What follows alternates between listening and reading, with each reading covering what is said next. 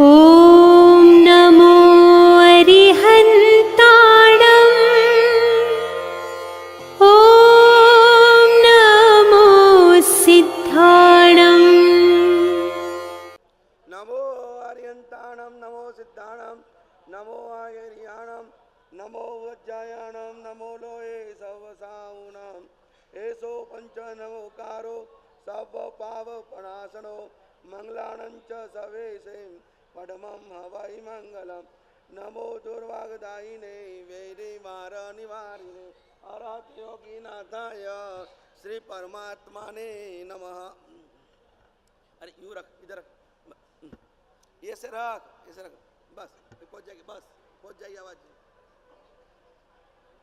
अज्ञानातिमिरान्धानां ज्ञानं जन शलाकया चक्षुरं मिलितं येन तस्मै श्री गुरवे नमः। तस्मै श्री गुरवे नमः।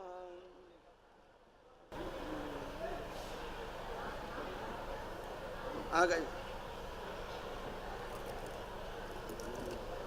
पौना 10 पंच परमेश थे। नव पद में पंच परमेश थे। पंच परमेश्वरी का स्मरण करो, जाप करो, नमन करो, याद करो, तो ही पंच परमेश्वरी अपने पास आते हैं, अपने पास रहते हैं, आते हैं। और इनको श्रद्धा से याद करो तो ही अपने पास रग रग में, नस नस में, पास में रहते हैं। सुबह याद करते, दोपहर में भूल जाते, दोपहर में याद करते, शाम को भूल जाते हैं। तो कोई अपने पास नव समरण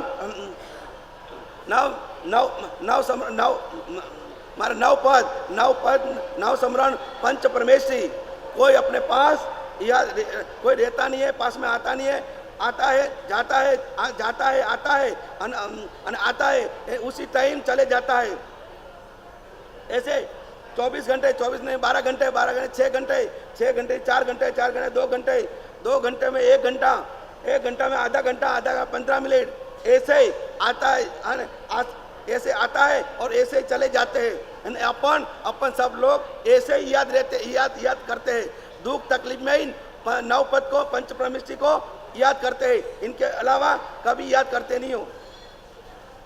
बस तो पचे अपने पास कहाँ से नव सम्राट, नव पंच परमेश्वरी, नव पद कहाँ रहेगा अपने पास।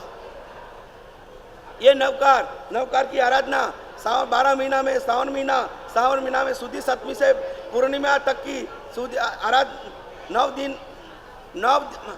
दिन आराधना करते, तब अपने को याद आता है कि नवकार की आराधना करना है। नवकार की आराधना करने के लिए जाना है। गुरुदेव श्री का चातुर्मास कहाँ है? गुजरात में, राजस्थान में, साउथ में, MP, मालवा में, किस जगह चातुर्मास है? चलो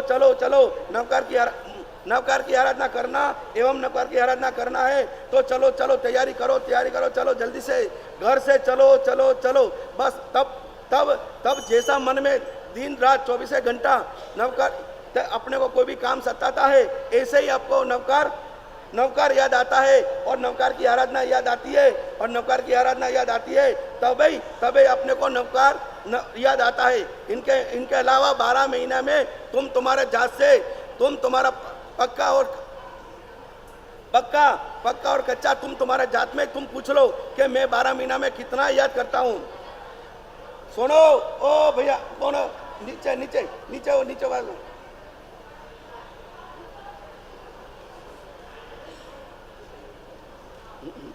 12 महीना मैंने के नवका ने आराधना कितने की? 9 आराधना कर ली, 9 नहीं तो 18 कर ली, 18 नहीं तो 27 कर ली, 27 नहीं हो तो 36 कर ली, 36 नहीं तो 45 कर ली। अभी तक मैंने इतनी आराधना हो गई, इतनी आराधना कर ली, इतनी आराधना तो कर लेने हो गए, पर मेरे पास 9 से लेके 45 तक का कितनी तक मेरा 9 दिन का प्रवचन मेरे पास याद है, 9 दिन की भाव यात्रा याद है मेरे पास, 9 दिन का 9 पद का मेरे पास याद है, 9 दिन का 9 पद, एक अक्षर 9 पद का 9 पद का एक अक्षर मेरे पास है। याद है मेरे पास रहता है, मैं याद करता हूँ। और इनके बाद मैं 12 महीना में 6 महीना, 12 महीना, 4 महीना और 7 महीना 9 दिन कितना कितना कितना मैं नवकार को याद करता हूँ, रखता हूँ, पास में नवकार को रटता हूँ। और दिन रात 24 घंटा नवकार को श्रीमती जैसे, सुदर्शन जैसे, माँ दादा गुरु राजेंद्र श्री महाराज जैसे, राष्ट्र संत श्री मत विजय जैन सन श्री महाराज साहब के जैसे, महापुरुषों के जैसे, माँ सत्यों के जैसे, इनके जैसे मैं कब कितना कितना याद नवकार को याद करता हूँ, नवकार को याद रखता हूँ, नवकार को रटता हूँ, नवकार को रटता हूँ एवं नवकार का स्मरण मैं करता हूँ एवं जाप करता हूँ। ऐसे आराधक भाई बहन कौन है?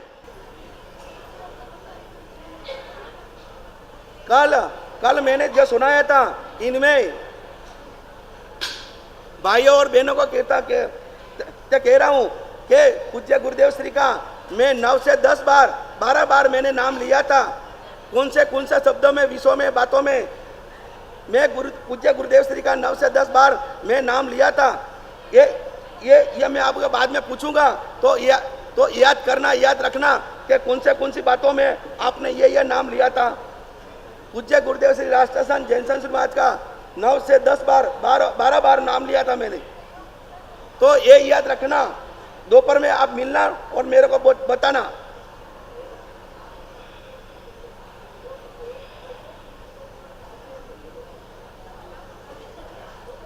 पंच परमेष्टि में नमो अरिहंताणम, नमो सिद्धाणम, नमो आयरियाणम, नमो वज्जायणम, नमो लोए सव्व साहुणम।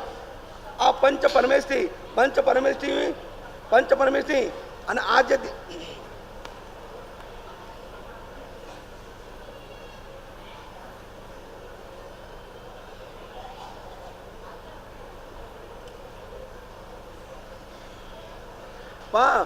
पंच परमेष्टि कल बताया था कि पंच परमेष्टि का कल कुल अक्षर कितने हैं। तो किसी को याद है तो पंच परमेष्टि का कुल अक्षर 35 અને 35 है तो 35 अक्षर इनको जोड़ लगाते हैं तो 5 ने 3 8, तो 8 अक्षर है। तो अष्ट कर्म है, आर्यन सिद्ध प्रभु के 8 गुण है, 8 सिद्धियां है, अष्ट प्रवचन माता है और अष्ट प्रवचन माता है। और आज हम 8वां दिन है, आज नवकार आराधना का 8वां दिन है। ऐसे इनके बाद नमो सिद्धाणम कुल अक्षर कितने हैं? 5। नमो सिद्धाणम तीर्थ कितना है? तीर्थ कितने हैं? 5। गति कितनी है? 4। 5वीं कौन सी गति?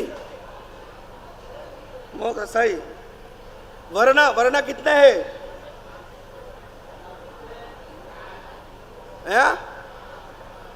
क्या 7? सही, 5 सही। तो 5 वर्ण है। नमो सिद्धाणम 5 अक्षर है।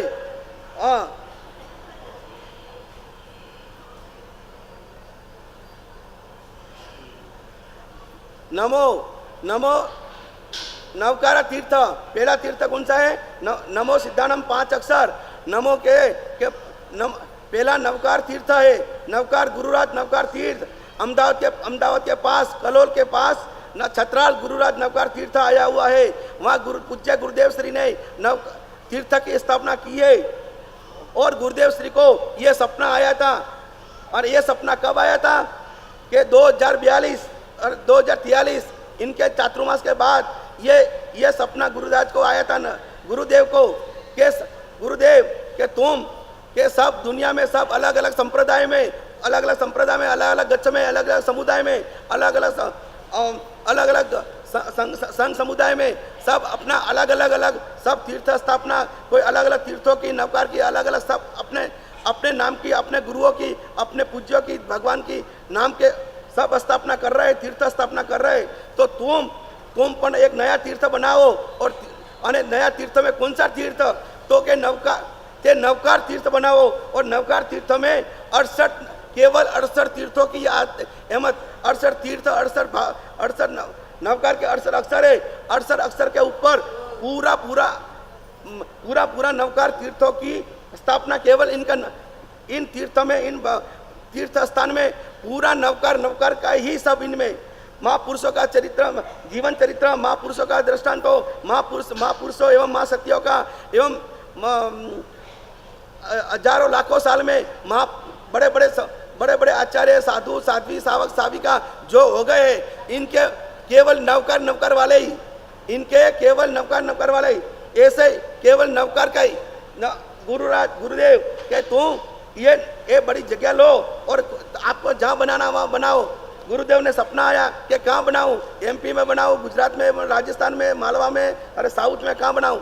तो गुरुदेव ने सामने से पूछा तो सामने से जवाब आया कि आपको जहाँ इच्छा वहाँ बनाओ और बड़ा से बड़ा नवकार तीर्थ एक बनाओ। तो गुरुदेव ने पचे पारा चातुर्मास था, पारा चातुर्मास के बाद विहार करते अहमदाबाद पधारे, अहमदाबाद गए और अहमदाबाद से वापिस थराद की तरफ जा रहे थे। तो वहाँ गुरुदेव ने छतराल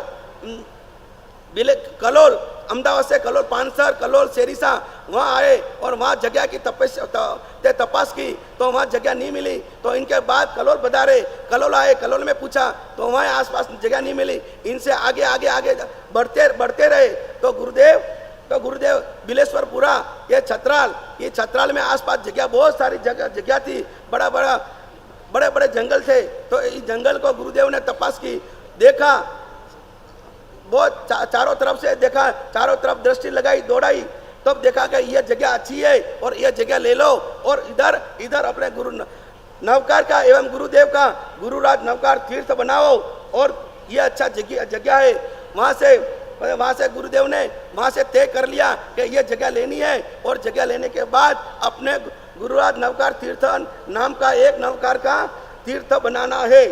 गुरुदेव के मन लग गया कि यह जगह बहुत अच्छी है और इधर जगह से मैं बनाऊंगा तो इनका प्रभाव अलग पड़ेगा, इनका चमत्कार नमस्कार इनका चारों दिशा में यह गुरुराज नवकार तीर्थ छतराल चारों दिशा में चमकेगा और चारों दिशाओं में नवकार का नाम गुंजायमान होगा।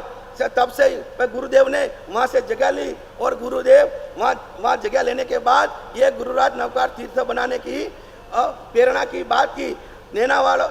एक गुजरात में नेनावा वालों के भाइयों से ये बात की और गुरुदेव के पास वह नेनावाला भाई और भक्तगण आए और वहाँ से इनकी बात की कि गुरुदेव कि भाई ये जगह लेनी है, जो तेरी इच्छा हो, तेरा भाव हो, श्रद्धा हो, मन में भाव हो तो मेरे को ये जगह लेनी है और इधर ये गुरुराज नवकार तीर्थ बनाना है। तो सामने से ही पहली बार आया और सामने से पहली बार इनको गुरुदेव ने कह दिया, बोल दिया और गुरुदेव ने ये जगह ले ली और इनको लाभ दे दिया। ऐसे ही छतराल गुरुराज नवकार तीर्थ बना दिया। आज छतराल नवकार तीर्थ बनाने के बाद में आज 10 से 15 साल हो गए। ऐसे गुरुदेव को एक सपना साकार हो गया।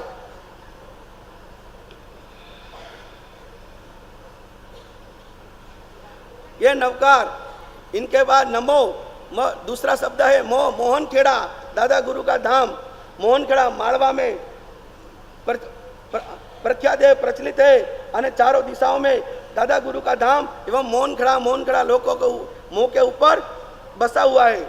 इनके बाद 2 अक्षर, तीसरा अक्षर सिद्धाणम। तीसरा कौन सा तीर्थ है, किसी को याद है?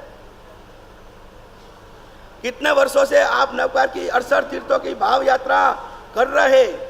ये साल नवकार की भाव यात्रा नहीं रखी और एक बार महाराज साहब जी ने 68 तीर्थों की, बड़े बड़े तीर्थों की, 99 तीर्थों की, 90 पदों की, 68 अक्षर की ये भाव यात्रा शॉर्ट में शॉर्ट कट में कट नवकार की भाव यात्रा आपको करा दी।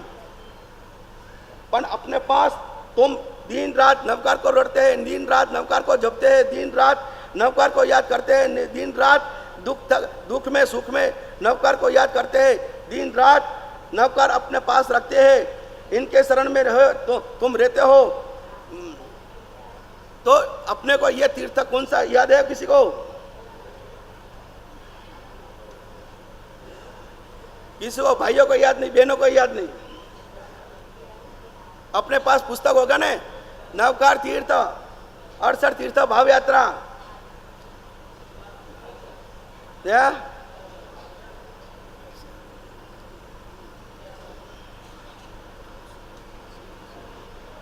सिद्धाचल, हाँ तीसरा અને ચોથા સિદ્ધા धा धा શબ્દમાં હા सो धानेरा, ये धानेरा सही। धानेरे के पास में दूसरा कौन सा तीर्थ है? धानेरा के पास में तीर्थ है, बोल बताइए। धानेरा शब्द तो सही, इनके पास में 10-15 किलोमीटर तीर्थ गांव है। हाँ? डोआ के पास अभी जो ने एक बोला था, एक भाई ने आवाज आई थी, डोआ रा राम सिंह धानेरा सब सही। वहाँ अपने धनचा पूज्य चर्चा चक्रवर्ती आचार्य भगवान परम पूज्य आचार्य भगवान धनचंद्र सूरी महाराज ने वहाँ तीर्थ की स्थापना की थी। वहाँ चातुमा सुना है। हाँ, रिंगनोद वाले कमलाबाई का ही नाम है, इनका नाम दाखा तीर्थ। दाखा दाखा भाई में से आवाज आई थी दाखा, पर किसने बोला कि ये सोने, किसने बोला था? वहाँ दाखा प्राचीन तीर्थ है। पारसनाथ भगवान की आदिनाथ भगवान की प्रतिमा है। बहुत साधु साधु आते हैं, भाई सावक साविका भाई भक्तगण आते हैं और अपनी भक्ति भगवान से अर्पण शक्ति प्रमाण सब करते हैं। वह दाखा तीर्थ है, धानेरा से 10-15 किलोमीटर और रा और डोआ के बीच में ये दाखा तीर्थ है। रा डोआ अमीजरा पारसनाथ, ये वहाँ जाना, ये डोआ अमीजरा पारसनाथ। और इनके बाद नमो सिद्धानम सिद्धाचल, ये दाखा नम नम शब्द का अनम सिद्धानम कौन सा तीर्थ है? नंदीश्वर, नाम करो तो नंदीश्वर। अब भी चालू चीज है, साल के बाद दिया वंदन 11:30 नवाना 20 मिनिट, 10 मिनिट પછી હું પૂરું કરું, 10 મિનિટ પૂરું કરું, પૂરું ભરું હોય તો 2 કલાક ચાલુ, એ 10 મિનિટ ચાલુ, એટલે 10 મિનિટ બેસો। કોઈ કે નંદીશ્વર નામ તો તારંગા तीर्थ गिन लो, तारंगा गुजरात में। तो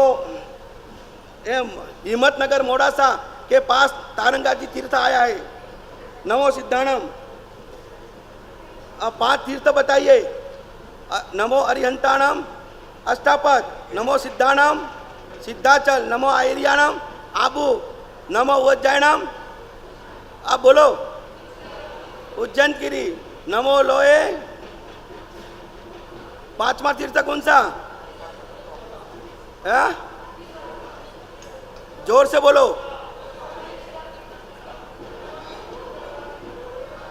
लो दरवाजी, चलो ये 5 तीर्थ, 5 गति, मनुष्य तिर्यंत नरक ने देव, 5वीं मोक्ष गति, 5 वर्ण किया। सफेद अरिहंत का सफेद किया कौन सा? उज्जैन। बोलिए ज्ञानचंद जी साहब। ओ सिद्ध का लाल, आचार्य का, उपाध्याय का लीला और साधु का काला, श्याम काला। चलो ये 5। अब एक कल मैं अभी पहले शुरू में बोला था कि पूज्य गुरुदेव श्री का मैं 10 से 12 तक नाम लिया था। ये कौन से पूज्य गुरुदेव श्री ने खाचरोद चातुर्मास किए थे। कितने उपास किए थे? ज्ञान जी आप मत बोलना, खाचरोद वाले मत बोलना जल्दी, किसी को याद नहीं। 9 उपास। दादा गुरुदेव, अरे सिद्धाचल दादा की यात्रा करते हैं, दादा की यात्रा करते हैं, घेटीपा की यात्रा करते हैं। इनमें कौन सी यात्रा कितनी टोक आती है? टोक 9 टोक, बस याद है नहीं? सब ने या तो पालित्रा की यात्रा की है। हाँ, राज राजेंद्र जैन सन म्यूजियम, इनमें खंड कितने हैं? नवकार आराधना में पूज्य गुरुदेव श्री ने नवकार आराधना कहाँ से शुरू की थी? मालवा, गुजरात, साउथ, निम्बाड़ा, ये नहीं बोले निम्बाड़ा 2017 में। और इनके बाद पूज्य गुरुदेव श्री का मुनिराज श्री चातुर्मास 2018 का चातुर्मास कहाँ था? राजस्थान में जालोर जिला में था। का इनका गांव नाम बताइए।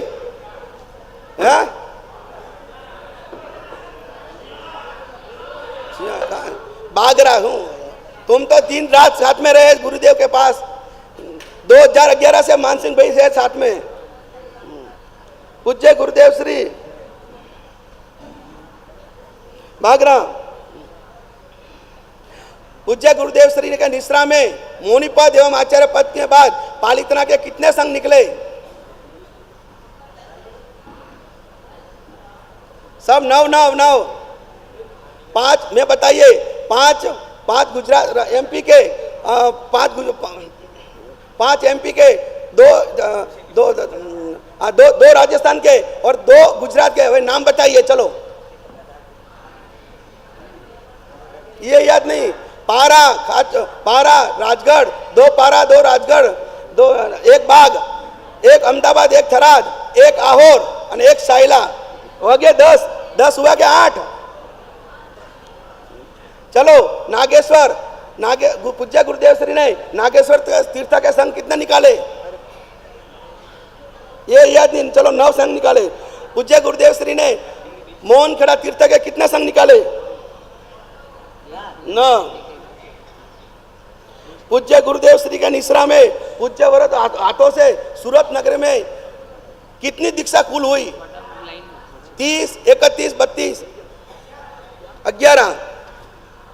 सरू में 2048 में 9 भाई बहन की दीक्षा हुई थी और कुल 29 दीक्षा हुई है सूरत में। 9, 12 ने 8।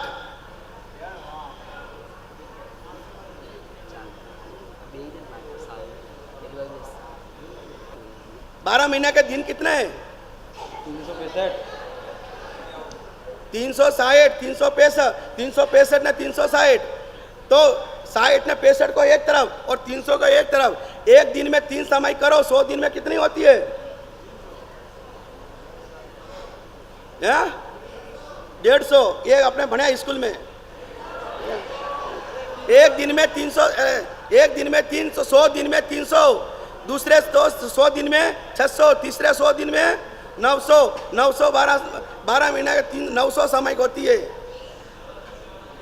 इस मंडप में, केवल इस मंडप में ही 9 की याद करना है, 9 की जोड़। पूज्य गुरुदेव श्री राष्ट्र जैन सन महाराज के गुण कितने हैं? और किन किन निश्रा में ये आराधना शुरू हुई? आपके निश्रा में नहीं? तो बोलो ने, पहले बोलो ने। राष्ट्र संत जैन सन महाराज निश्रा में इतनी देर। जैन सन महाराज साधु भगवान का गुण कितने हैं? 36। हाँ सर। हाँ, पंच परमेष्टि का गुण कितने हैं? 108। आंबिल कितने?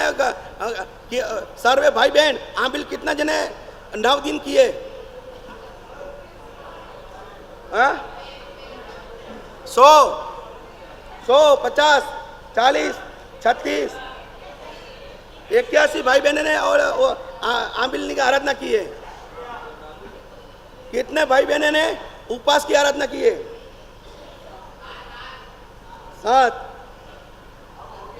ये और एक सर्व भाई बहन एकासना में 9 दिन में तलीने 9 दिन में। आज के पन्ने ये मोहन वाले भाई बहन कितने हैं? 2, 5, 6, 8, 12। दादा गुरुदेव ने कितने दिनों का वो तप किया था? कल बताया था। जारव किला में बहुत चामुंड वन में ध्यान लगाया, शेर बड़ा को गारद आया, गुरु चरणों में शीश झुकाकर चला वहां से नवकार का लास्ट पद क्यों छे? छेलू पद क्यों छे? पद्मा हवाई मंगलम इनका अक्षर कुल कितने हैं? 9। तो इनका सुनो, गुरु के गुण कितने हैं? 36, 6 3 9। साधु के गुण कितने हैं? 27, 2 ने 7 ने 2 9। पंचमर्मिष्ठ के गुण कितने? 108, 8 ने 1 9। आमबिल वाले 9। तो आमबिल जिसने किए 9 9 9 आमबिल। उपास किए 9 9 उपवास। एकाश ने किए 9 9 एकाश ने। मौन वाले भाई है 9 9 दिन मौन। मौन का पचकान दादा गुरुदेव ने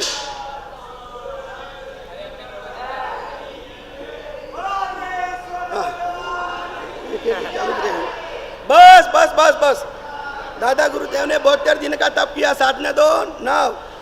नवकार को लास्ट पद नमो, तो 9 इनमें 9 और इनके कुल इतने अक्षर ये 9। तो पद्मम हवाई मंगलम। अब 1 सेकंड एक सुनना चुपचाप, दूसरा काम करना है, दूसरा काम आगे बढ़ना है। अब एक के बाद एक 10-15 काम है। केवल फटाफट बोलना है, जिसको याद हो ये बोलना के बीच बीच में माता ये सब चिल्ला चिल्ली नहीं करना, ये सब बिगड़ना नहीं। तुमने 9 18 27 36 45 तक की आराधना की है। इनमें 68 अक्षर 68 दिन रात नवकार को रटा है, जपा है, मंत्र है, स्मरण किया है। तो इनमें नवकार में म अक्षर कितना आए थे? साध्वी जी नहीं बोले, तुम नहीं बोलना हो। नवकार में 10 12 15 6 8 9। चलो सही। नवकार में नवकार में 9 कितने आए? 9 10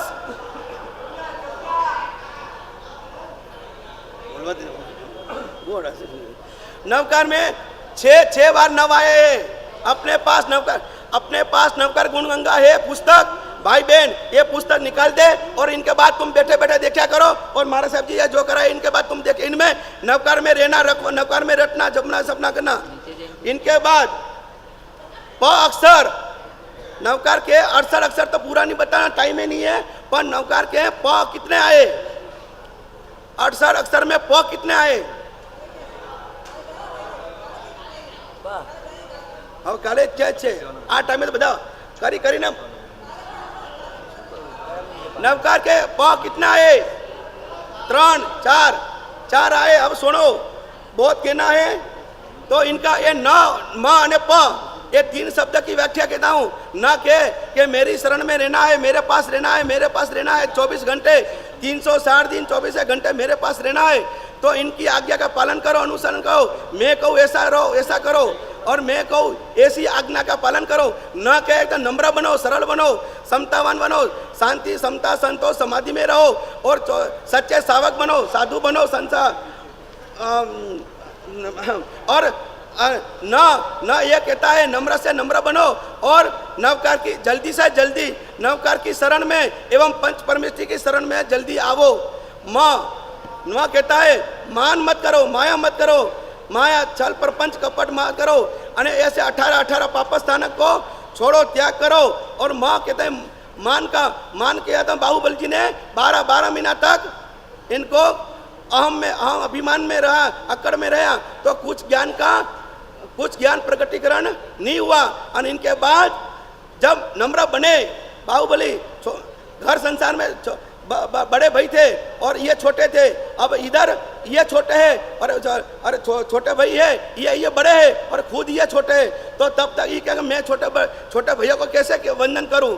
तो कह रहे अरे पंचमावृतधारी जब घर संसार क्या करते छोड़ता है, वहाँ तुम बड़े हो, पुत्र लड़के छोटे हो, तो इनको एक दूसरे को झुकना पड़ता है, नम्र करना पड़ता है, वंदन करना पड़ता है। तो जब इन्होंने मन में भावना आई कि मैं वंदन करूं, तब इनको वहाँ केवल ज्ञान हुआ।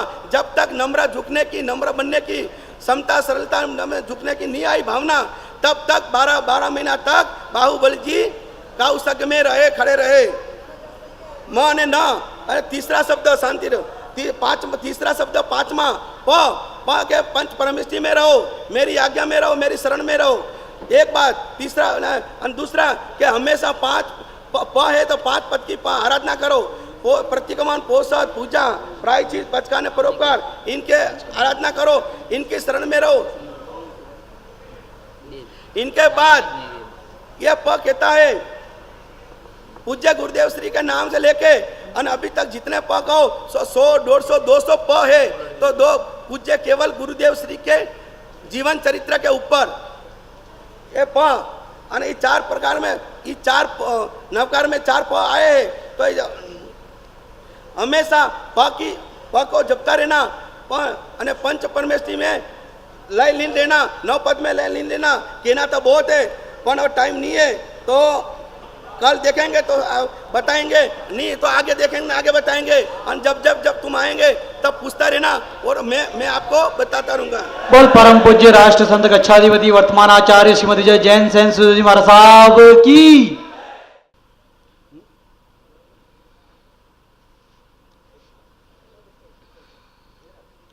जिन शासनस्य सारो 14 पुराण जो समुद्धारो जस मणि नवकारो संसारो तस्य किं कुणै।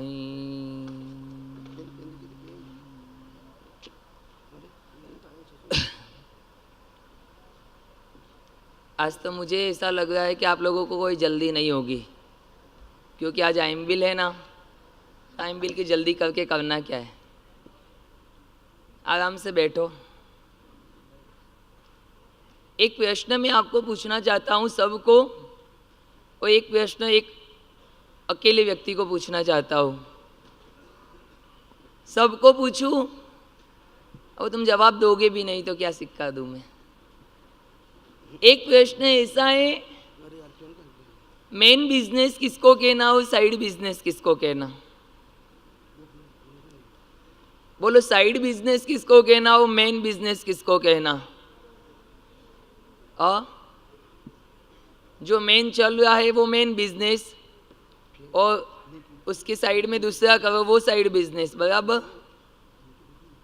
ऐसा ही है ना कुछ। अब प्रवचन देना हमारा मेन बिजनेस है कि साइड बिजनेस, ये बताओ। मेन बिजनेस हमारा क्या है, साइड बिजनेस क्या, ये बताओ। चलो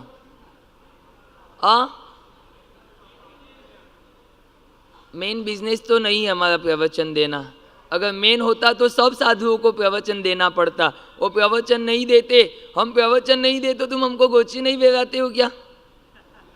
अगर मेन बिजनेस होता तो हमको प्रवचन नियमित देना पड़ता हो, तो ही तुम हमको गोची बेराते। साइड बिजनेस से इसलिए हम कोई देते हैं कोई नहीं देते हैं तो भी आपको कोई फर्क नहीं पड़ता है। इसलिए साइड बिजनेस यही है कि हम हमारे समय में से समय निकाल कर आप लोगों को समय देते हैं। हमारी साधना आराधना को थोड़ी समय के लिए विराम देकर वो समय हम आपके लिए व्यतीत करते हैं। इसलिए प्रवचन देना कोई हमारा मेन बिजनेस भी नहीं है, ये साइड बिजनेस से। मेन बिजनेस तो हमारा है परमात्मा की आज्ञा का पालन करना, परमात्मा के बताए हुए मार्ग पर चलना और उनके बताए हुए आदेशों का पालन करना। हमारे आचारों विचारों को हमेशा पालन करते हुए तुम्हें भी धर्म के मार्ग पर चलाना, ये हमारा साइड बिजनेस। अब देखो, वास्तविकता तो ये है कि कीचड़ में कोई पड़ा व्यक्ति है तो उसको कीचड़ में से उठाने जाओगे तो कुछ कीचड़ उठाने वाले पे उड़ ही सकता है, उसके कपड़ों पे लग भी सकता है, लेकिन फिर भी एक संतोष होता है कि उसको हमने कीचड़ में से बाहर निकाल दिया। होता है ना ऐसा? आप लोग भी कोई कीचड़ में तो नहीं पड़े हो, लेकिन विषय कसायों के कीचड़ में संसार के सभी जीव पड़े हैं। ऐसा कोई जीव यहाँ नहीं होगा कि जिसको कषायों का उदय नहीं हो और जिसको राग द्वेष न होते हो। ये सभी जीव संसार के छद्मस्त है और उन्हें ये सभी कीचड़ में ग्रस्त होने का सबको एक जैसा अवसर मिला है। उस कीचड़ में से निकालने का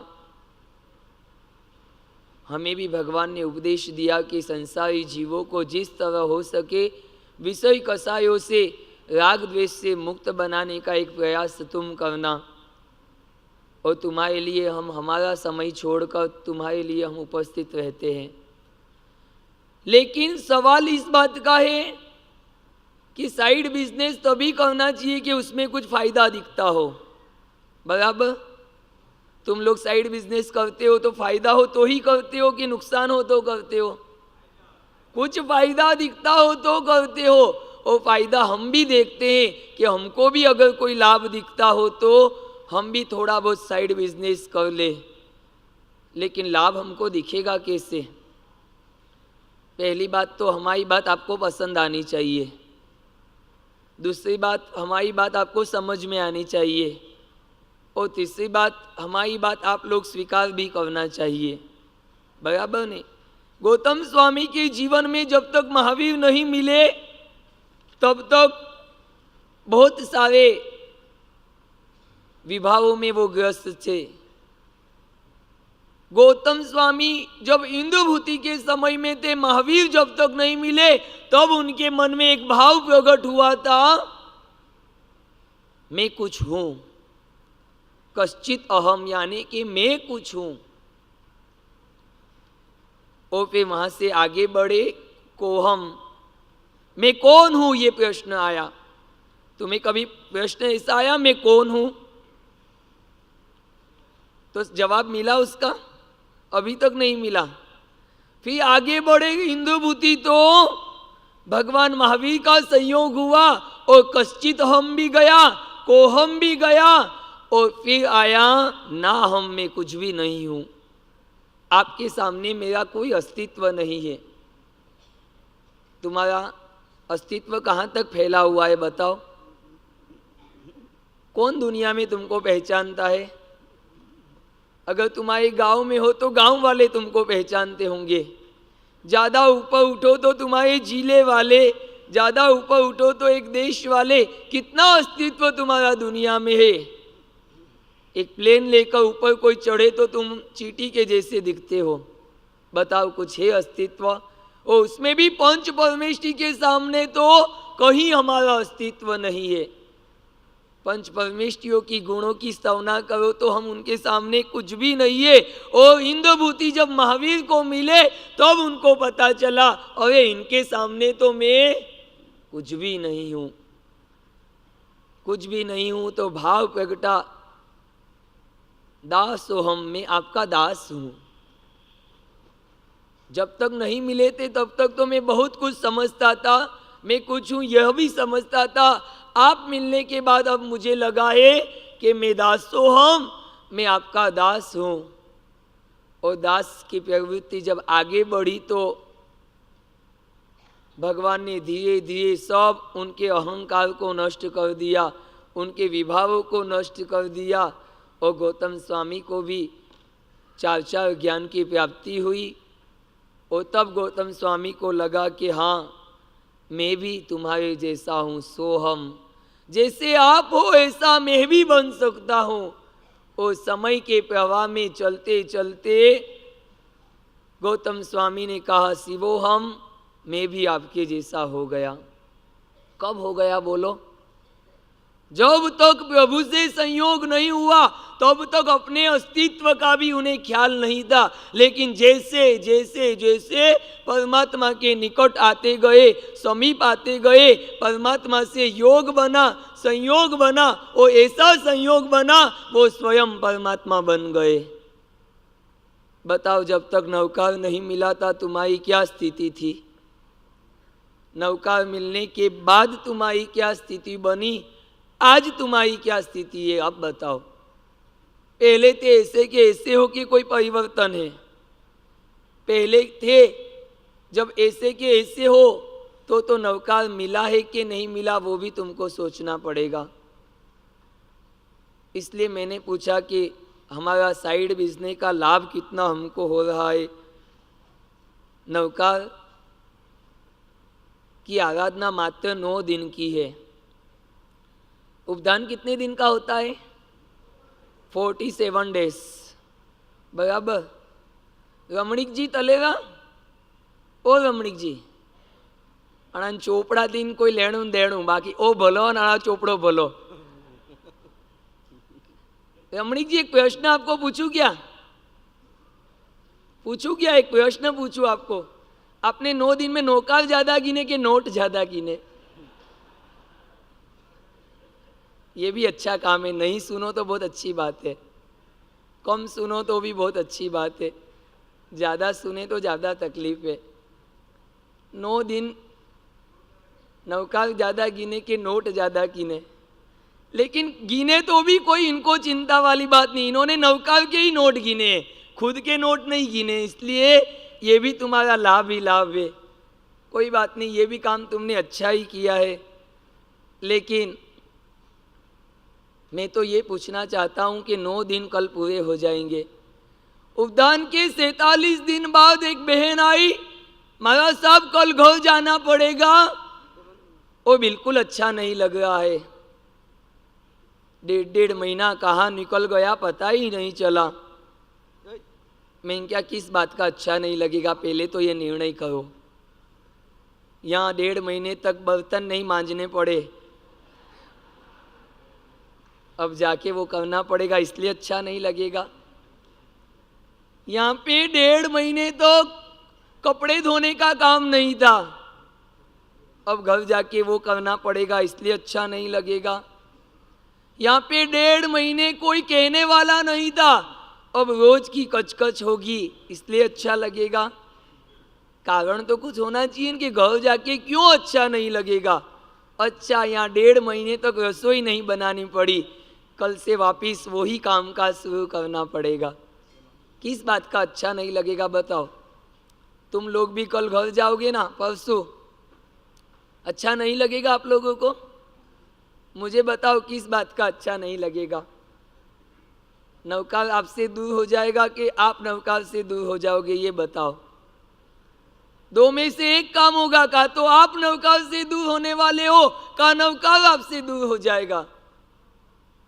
लेकिन नौकार को हृदय में बसा के घर जाना है, नौकार के प्रति इतना विश्वास हृदय में भर के जाना है कि हर समय हर पल कोई भी काम खड़ा होगा, नौकार के स्मरण से शुरू करना। अगर सफलता मिले तो यश नौकार को देना, और निष्फलता मिले तो सोचना मैंने नौकार का जाप बराबर नहीं किया ने, इसलिए मुझे सफलता नहीं मिली। ऐसा सोचोगे क्या? काम अगर सक्सेस तो जश नौकार को देना, काम अगर सफल नहीं हुआ तो अपनी ही गलती देखना कि मेरे नौकार गिनने में कहीं गलती हो गई। नौकार हमेशा तुम्हारे साथ रहेगा, लेकिन तुमको नौकार पे विश्वास होना चाहिए। एक बार एक डाकू था। डाकू कई दिनों से कोई माल हाथ में नहीं आया, सोचा मेरे को कोई दूर से देख कर ही खिसक जाता होगा, इसलिए उस दिन उसने साधु का वेश धारण किया। किसका? डाकू में से साधु का वेश धारण किया। अपने तंबू से थोड़े दूर जाके एक पेड़ के नीचे बैठ गया। कोई रास्ते में से निकलेगा, मेरे साथियों को बुला लूंगा और लूट कर माल सब ले लूंगा। अब पेड़ के नीचे साधु का वेश धारण करके बैठा है कौन? डाकू, जिसके पास था एक चाकू। इतने में थोड़ी देर में एक व्यापारी दौड़ता दौड़ता घबराता आया और एक थैली उस साधु के हाथ में दे दी, ये आप संभालो, अभी मैं जा रहा हूं, बाद में आके ले जाऊंगा।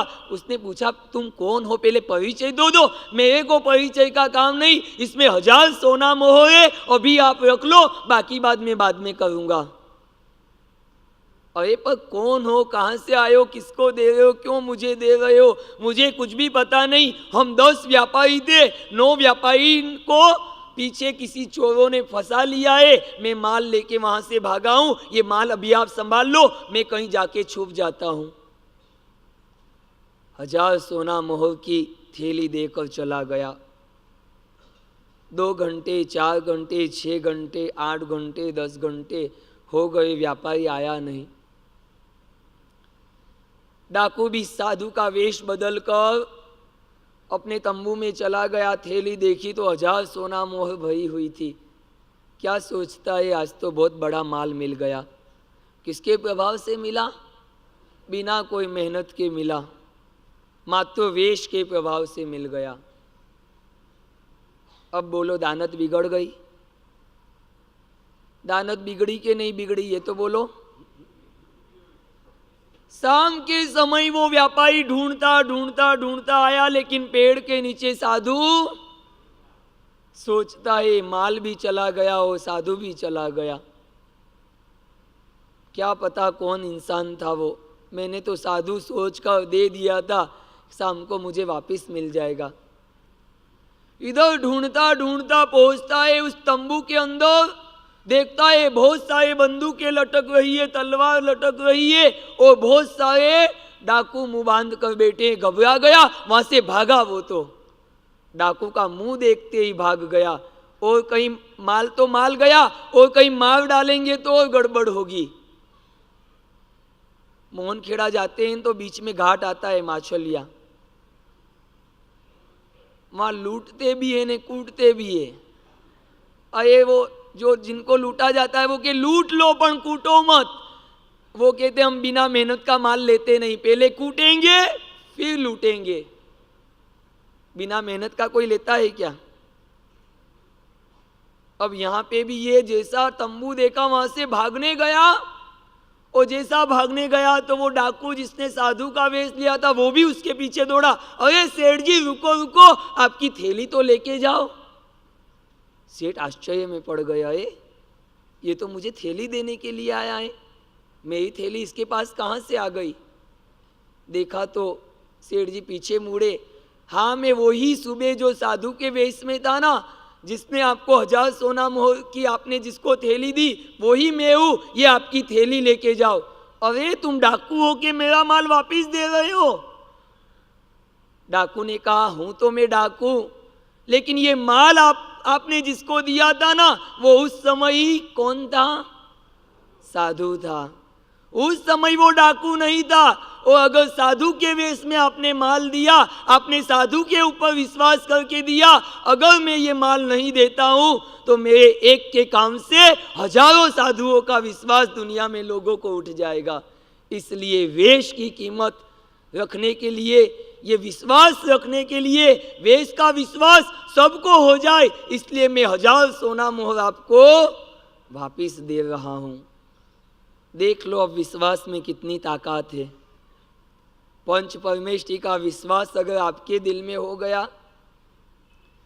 पंच परमेष्ठी का वास अगर आपके हृदय में हो गया, दुनिया के किसी भी कोने में पहुंच जाना, नौकार हमेशा आपके साथ रहेगा। नौकार आपका तो काम कर देगा, लेकिन आपके नौकार से दूसरों के भी काम हो जाएंगे। इस तरह नौकार की सिद्धि, नौकार की साधना और नौकार का एक अद्भुत फल लेकर तुमको यहाँ से जाना है, और इसीलिए नौकार को हृदय में आत्मसात करना है। यतीन्द्र सूरी महाराज ने परिषद की स्थापना की। आचार्य भगवान जैन सिंह सूरी महाराज ने तरुण परिषद की स्थापना की। बहुत से तरुण परिषद के सदस्य इस आराधना में जुड़े। नवयुवक परिषद के तो दोनों खमतीधर अध्यक्ष और महामंत्री दोनों ही इस आराधना में जुड़े, और कई परिषद के मेंबर भी इस आराधना में जुड़े। उधर देखो तो महिला परिषद के, बहु परिषद के, एक सासू परिषद बनाओ ना, मेरी बहुत इच्छा है, तो दोनों का आपस में मन मेल हो जाएगा। मैं कब से कितने वर्षों से सम्मेलन में कहता आया हूँ, जैसे आराधना का वेश है ने, ऐसे परिषद का भी एक ड्रेस होना चाहिए। उस ड्रेस से पहचान हो जाएगी कि ये कहाँ से आया है, ये कौन है। आपको बना के नहीं देना है, बस एक फाइनल करना है। जैसे तिरंगा फाइनल है, इंडिया में कहीं भी तिरंगा देखोगे तो एक ही वर्ण दिखेगा। परिषद का एक ही वेश होना चाहिए। बोल दो उनको ये वेश फाइनल है, आपको जैसा बनवाना हो इसी रंग में बनवाओ। अब परिषद बन गई है तो परिषद के सामने दूसरी कोई संस्था तो होनी भी नहीं चाहिए, बराबर होनी चाहिए। वो बनेगी तो भी परिषद के सामने टिक नहीं सकती, क्योंकि ये 60 वर्षों से चली आ रही परिषद गुरु के द्वारा स्थापित और शिष्य के द्वारा उसको मिल रहा है अद्भुत और अनुपम मार्गदर्शन, तो परिषद भला कहाँ रुकने वाली है। लेकिन मैं आज एक नया ग्रुप बनाना चाहता हूँ। बोलो मेरे ग्रुप में आप लोग जुड़ोगे क्या? पर मेरे ग्रुप में रजिस्ट्रेशन नहीं होगा, न तो किसी का नाम लिखा जाएगा, बस आपको उसके मेंबर बनना है। कौन कौन बनना चाहता है? बिना सुने ही उंगलियां ऊंची कर दी तुमने। किस पे? मेरे पे के नवकाल के ऊपर? मेरे ऊपर है। उपवास करूँ तो मारू चित्त चकराय, आइम्बिल करूँ तो मारू मन मुंझाए। साता तो है ना सबको आइम्बिल की? जिनको नवकाल पे विश्वास नहीं था उन्होंने सबने आज एकाशना किया, ऐसा तो नहीं है ना? नवकाल के भरोसे नैया छोड़ देनी थी, जो होगा सो देखा जाएगा, क्या फर्क पड़ता है। एक आइम्बिल में भी क्या प्रभाव भी हो सकता है, इस आइम्बिल के प्रभाव से कहीं नवकाल का प्रभाव हमको दिख जाए। लेकिन ये तो यथाशक्ति तप होना चाहिए। तप में कोई दबाव भी नहीं होता है, तप में कोई आग्रह भी नहीं होता है, तप में किसी की नकल भी नहीं होती है, तप में कोई होड़ भी नहीं होती है। सब करे इसलिए मुझे करना, ऐसा नहीं। तुम्हारा भी शरीर मानना चाहिए, मन भी मानना चाहिए, शक्ति भी होना चाहिए, सब होने के बाद तप होना चाहिए। लेकिन तप के साथ साथ किया हुआ जप भी बहुत फल देने वाला होता है। इसलिए आपको जाते जाते एक ग्रुप में मैं क्या करना चाहता हूँ, मेंबर बनाना चाहता हूँ। बोलो कौन कौन बनेगा? बनोगे? पर मेरे ग्रुप के 2-3 नियम पालना पड़ेंगे आपको, चलेगा? मेरे ग्रुप का नाम है, अभी बताऊं के बाद में? अभी बता दूं? हाँ, क्योंकि कल का कोई भरोसा नहीं, कल न जाने क्या होगा, क्या पता। वो परसों तो क्या होगा वो मुझे पता है, कल क्या होगा वो मुझे नहीं पता, परसों क्या होगा वो मुझे पता है। क्या होगा बोलो? Go to pavilion.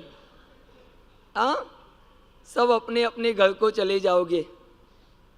जाना कोई बात नहीं, जाना है तो जाना भी पड़ेगा। हमारे कहने से तुम रुक भी नहीं सकते हो, वो तुम रुकोगे तो फिर संभालना तो हमको ही पड़ेगा ना।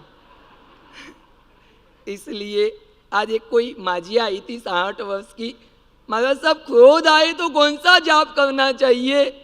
मैं क्या मेरा जाप करना चाहिए, इसलिए मेरा मतलब नमो लोए सबु सावणम का। मैं क्या क्यों आपको गुस्सा आता है? नहीं नहीं, वो सेठ जी को बहुत गुस्सा आता है। मैं क्या सेठ जी तो यहाँ आए नहीं, वो नवकाल का जाप कब करेंगे ना? मैं उनको जाके कहूँगी कि आप नमो लोए सबु सावणम का जाप करो, आपका क्रोध कम हो जाएगा। उनका क्रोध कम होगा तो फायदा सीधा मुझे होने वाला है, क्योंकि वो गर्म होते हैं ना, फिर मेरे से भी ठंडा नहीं रह जाता। सासू जी एक दिन घर पे आए और घर पे मंदिर से घर आई, वो देखते ही घर पे देखा तो बहुत बड़ा कांच टूटा हुआ। बहू को पूछा, बहू ये कांच कैसे टूट गया? बहू ने कहा मेरी कोई गलती नहीं, आपके लड़के की गलती है। क्या हुआ? अरे सुबह सुबह आके मुझे चिल्लाने लगे, कुछ ना कुछ कहने लगे, मुझे तो आया गुस्सा, मेरे हाथ में बेलन था, मैंने जोर से फेंका, वो नीचे बैठ गए, वो कांच टूट गया। बताओ मेरी कोई गलती है क्या? इसलिए ठंडे रहना सीखो। नवकाल नहीं सिखाता किसी प्रकार की कषायों का तुम सहारा लो। कषाय आए ना तो भी निकाल के साइड में रख देना। बोलो तुम दूध पीते हो, दूध में मक्खी पड़ जाए तो क्या करो? क्या करो? वो अनुपम खेर ने किया था, ऐसा करोगे? क्या करोगे बोलो? दूध ढोलोगे कि मक्खी को बाहर निकालोगे? सिर ढके उसे क्या कहना? रुक्मणी। सिर खुली रखे उसको क्या कहना? मैं नहीं कहता हूं, यही बोल रही है। उनको ये बात अच्छी लगती है, बहुत अच्छी। दूध में मक्खी पड़े तो निकालना। ये बहनों के सिर में जू पड़ती है तो कैसी निकालती है? मेरे अंगने में। हमारे अंगने में तुम्हारा कोई काम नहीं है, तो सिर ढक के रखो ना, एक भी गिरेगी ही नहीं मग। दूध ढका होगा तो एक भी मक्खी नहीं गिरेगी, और दूध खुला होगा तो मक्खी गिर भी सकती है। हृदय में भी कषाय घुस जाए ना तो सीधे निकालो, हमारे हृदय में तुम्हारा कोई काम नहीं। बोलो, हमारे हृदय में कैसे? हमारे अंगने में, क्या बोलते हैं? हमारे अंगने में। बस ये गीत तुमको याद रहते। बोलो, नवकार का स्तवन किसको याद है? 50 स्तवन गुरुदेव ने बनाए, 30, 40, 25 वर्ष से आराधना कर रहे हो। कितने स्तवन याद हुए आपको बताओ? कल की फिक्र छोड़ो, आज का आनंद मनाओ। बोलो, किसको कितने स्तवन याद? मैं 25 साल से, मैं 30 साल से, मैं 40 साल से। जो याद है वो भूल गए, जो भूलना चाहिए वो याद है। 12 महीने पहले किसी ने पैसे लिए हो तो याद है, 2 साल पहले किसी ने गाली दी तो याद है। जो याद होना चाहिए वो भूलते जाओ, जो भूलना है उसे याद रखते जाओ। दर्पण होता है ना, दर्पण। बोलो, तुमको तुम्हारा फोटो पसंद है या तुम्हारा एक्सरे पसंद है? फोटो अच्छा आई तो तुम खुश होगे कि एक्सरे अच्छा आई तो खुश होगे? बोलो, एक्सरे में अगर 4 नली ब्लॉक आई तो खुश, कि चेहरा अच्छा दिखे तो खुश? अब मैं यहाँ इतना प्रत्यक्ष बैठा हूं ने, मेरे को नहीं देखते, सब तुम उनको देख रहे हो। क्या काम है? इधर देखो ना, जो असली माल है उसको देखो। ये नकली तुमको ज्यादा पसंद आता है ने, उसमें भी तुम्हारा मुंह आए तो जाने दो, गढ़ जीत गए, बेड़ा पार हो गया। देखो देखो मेरा फोटो आया, माला गिनते गिनते तुम्हारा फोटो आए ना तो पास देखो, तुमको नहीं कह रहा हूं, माला गिनते गिनते जो फोटो आया, देखो देखो मेरा फोटो आया। कहीं आया तेरा फोटो? तू जैसा होगा फोटो तेरा ऐसा ही आने वाला है। हृदय का फोटो खींचो, कैसा आता है, हृदय के अंदर क्या क्या भरा है ये देखो। और आज आत्मा की शुद्धि करने का एक अद्भुत अनुष्ठान हम करेंगे। बताओ, अगर देखने जाओ तो परमात्मा पार्श्वनाथ भगवान, उनकी आत्मा शुद्ध के तुम्हारी आत्मा शुद्ध? परमात्मा की आत्मा शुद्ध। अब बोलो, तुम्हारी अशुद्ध के उनकी अशुद्ध? तुम्हारी अशुद्ध। अब बोलो, शुद्धि तुम्हारी करनी है या इनकी करनी है? तुम्हारी शुद्धि।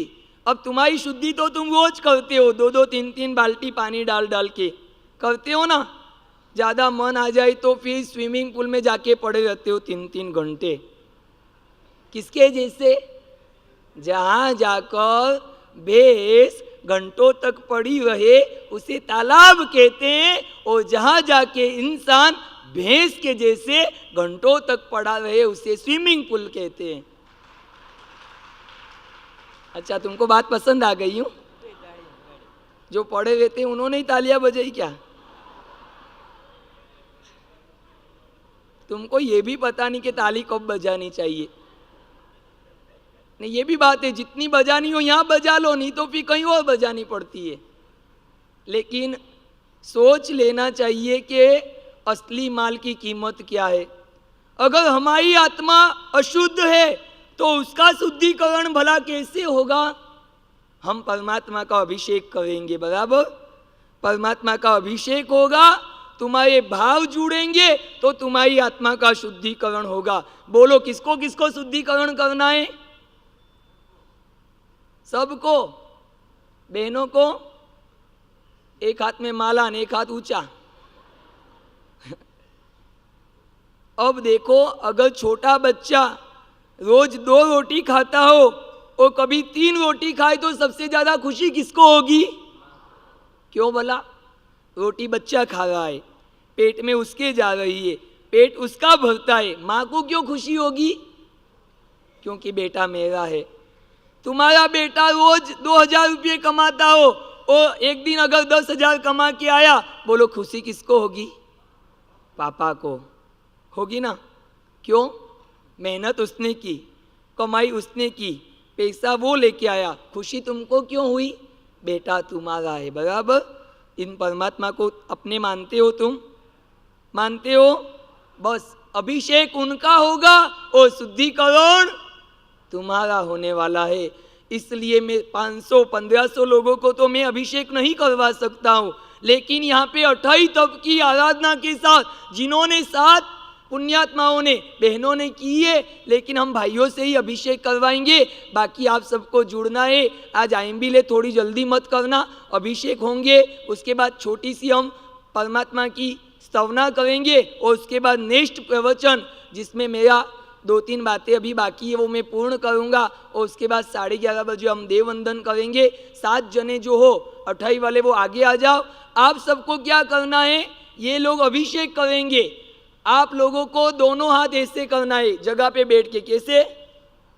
जैसे आप स्वयं अभिषेक करते हो ना, इस तरह का आपको भी एक संकेत देना है कि मैं जगह पर बैठा बैठा, चलो राजू भाई जल्दी आओ फटाफट, इस तरह का एक संकेत आपको देना है। शब्दों के साथ भावों में जुड़ना है और अपने भाव इस परमात्मा तक पहुंचने चाहिए। हे परमात्मा, मैं अब आपका अभिषेक कर रहा हूँ, मेरे हृदय में जितने विषय, कषाय, राग, द्वेष जितने भी है सबका अब शुद्धिकरण करना। मैं आया था तब कैसा भी था, लेकिन मैं अब जाऊंगा तो शुद्ध, निर्मल, पवित्र होकर जाना चाहता हूँ। घर जाऊँ तो लोग मुझे कहना चाहिए ये तो बिल्कुल बदल के आ गए, इनका तो स्वभाव भी बदल गया, इनके तो आचार विचार भी बदल गए, इनके तो परिणाम भी बदल गए।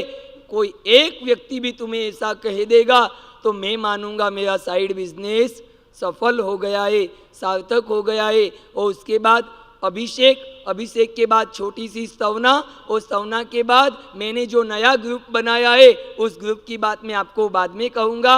और 7 दिन के बाद अब एक 3 दिन का भूखा शेर सामने खड़ा है, वो व्यक्ति भी अब सामने आएगा। अब शेर उसको खाता है कि नहीं खाता है वो अपन आगे देखेंगे। चलो सुंदर स्तवनाओं के साथ भगवान सबको दिखना चाहिए। 3 जने उधर खड़े रहो, 3 जने इस तरफ। ये पूजा की जोड़ वाले कौन है? सफेद जोड़ वाले। आपकी हटाई हो तो आप कपड़े बदल के आओ पीछे, तो जोड़ जोड़ वो पूजा की जोड़ बदल के आओ। 3 जने उधर जाओ, सही है। दादातणो अभिषेक भक्तो नारदयनीया। हाथ जोड़ो, वो चौथी लाइन में आपको इस तरह करना है ना।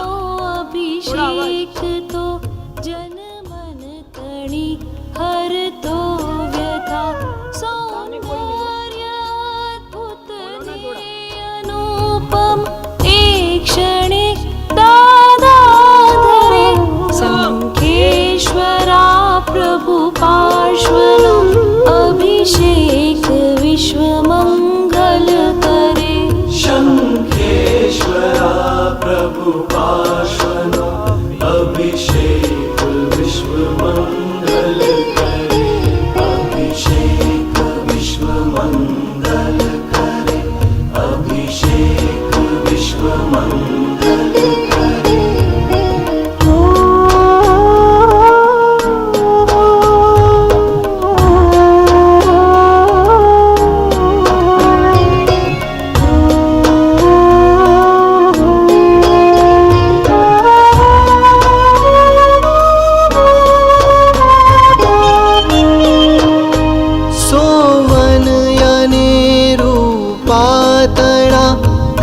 कलशोमहि ज्यारे प्रभु स्वेतल सुगंधी सलिलने भक्तो भरे त्यारे प्रभु शुभ भावना रसधार सम जलधारनी वर्षा करे। शंखेश्वरा प्रभु पार्श्वनो अभिषेक विश्व मंगल करे। शंखेश्वरा प्रभु पार्श्वनो अभिषेक विश्व मंगल करे।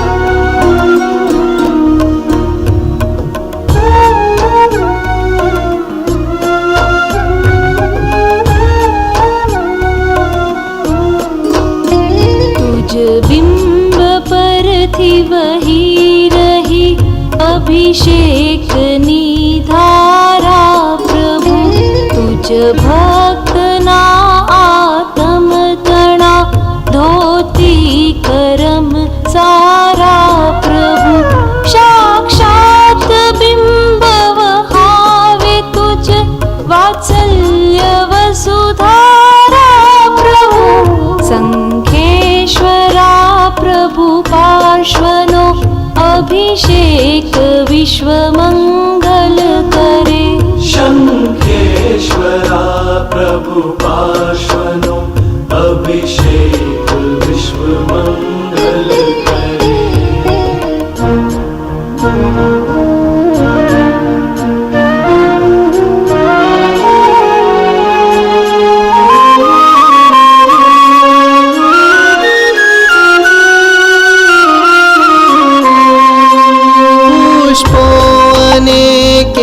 सरतणी पूजा प्रभु नव अंग पर अभिषेक थी लहे पूजना प्रभु पार्श्व तो सर्वांग पर ते धन्य पुण्य कहावता जे लाभ अभिषेक नो लहे शंखेश्वरा प्रभु पार्श्वनो अभिषेक विश्व मंगल करे शंखेश्वरा प्रभु पार्श्वनो अभिषेक विश्व मंगल करे।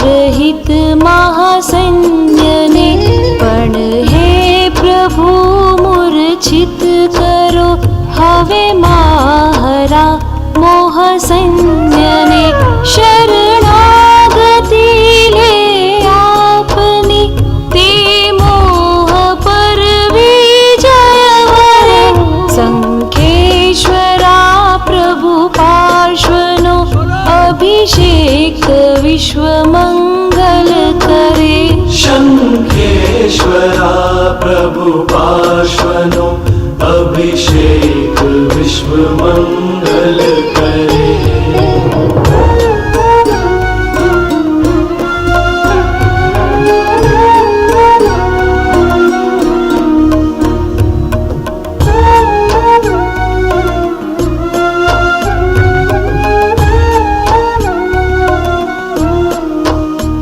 पृथ्वी ऊपर क्या रे कवर से आभ थी जलधार तो पृथ्वी पति तुझ पर वरसती रोज अभिषेक धार तो आधार मुझ आधार बनी संताप आत्म ना हरे संखेश्वरा प्रभु पार्श्वनो अभिषेक विश्व मंगल करे शंखेश्वरा प्रभु पार्श्वनो अभिषेक विश्व मंगल करे।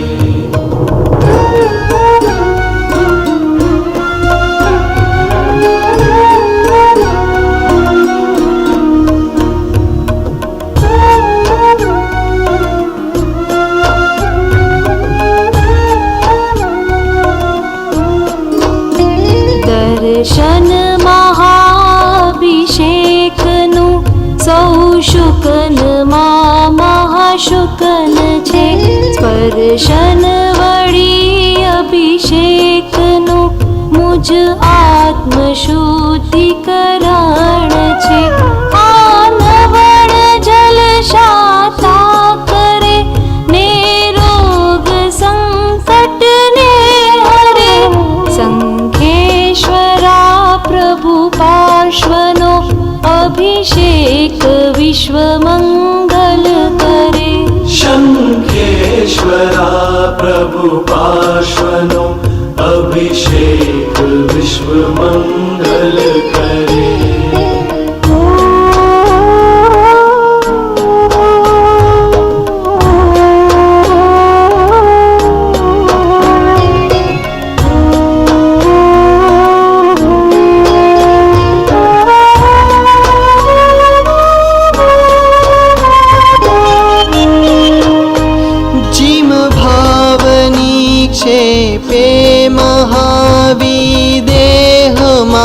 सीमंधरो तिम स्थापनानि क्षेपथि आभरत मा शंखेश्वरो आर्हन्त्य अतिशयथि पूजाता नाथ भव बंधन हरे। शंखेश्वरा प्रभु पार्श्वनो अभिषेक विश्व मंगल करे। शंखेश्वरा प्रभु पार्श्वनो अभिषेक विश्व मंगल करे। अभिषेक विश्व मंगल करे। अभिषेक विश्व मंगल करे। अभिषेक विश्व मंगल करे। अभिषेक विश्व मंगल करे। ये अभिषेक का विधान जब मेरू पर्वत के ऊपर करोड़ों कलशों के द्वारा भगवान का अभिषेक होता है और अभिषेक की धारा जब बहकर निकलती है तो उस धारा के अंदर अपूर्व रिद्धि सिद्धि के मालिक ऐसे देवता सब लेटने लगते हैं। उस पानी में अपने आप का शुद्धिकरण करते हैं। भगवान आज हम धन्य हो गए, आज हमारा जीवन सफल हो गया। आपके अभिषेक करने का एक अनुपम लाभ, एक अनुपम अवसर हम जैसे जीवों को मिला। इंद्र महाराजा स्वयं बेल का रूप करके भगवान का अभिषेक करते हैं। हे अनंत ज्ञान के धारक परमात्मा, आपके सामने तो हम बुद्धि के बेल जैसे हैं। आपके सामने हमारा कोई अस्तित्व नहीं, कोई गणना नहीं, कोई कीमत नहीं। ऐसा अद्भुत अवसर जब देवलोक के देवों को मिलता है, पूरे भाव के साथ जुड़कर अद्भुत अखंड पुण्य का वो बंद पुण्योपार्जन करते हैं वो देवलोक के देव। हमारे जीवन में भी ऐसे अवसर हमको बहुत कम बार मिलते हैं, लेकिन उस समय हो सकता है कहीं हमारी भावधारा जुड़ गई तो हमारे जीवन में भी एक अद्भुत पुण्य का उपार्जन हो सकता है। लेकिन ऐसे प्रसंग आने पर भी हम हमारे भावों में खेला करते हैं, उन भावों से जुड़ नहीं पाते हैं, परमात्मा से हमारा कनेक्ट नहीं होता है। इसी तरह उन भावों का प्रभाव हमारे जीवन में देखा नहीं जाता है। भगवान की बात तीनों काल में सत्य होती है। हमारे मानने से नहीं मानने से भगवान की बात में कोई फर्क भी नहीं आता है। परमात्मा ने अपनी देशना में सर्वप्रथम यही बात कही, उपनेयवा विग्मेयवा और ध्रुवेवा।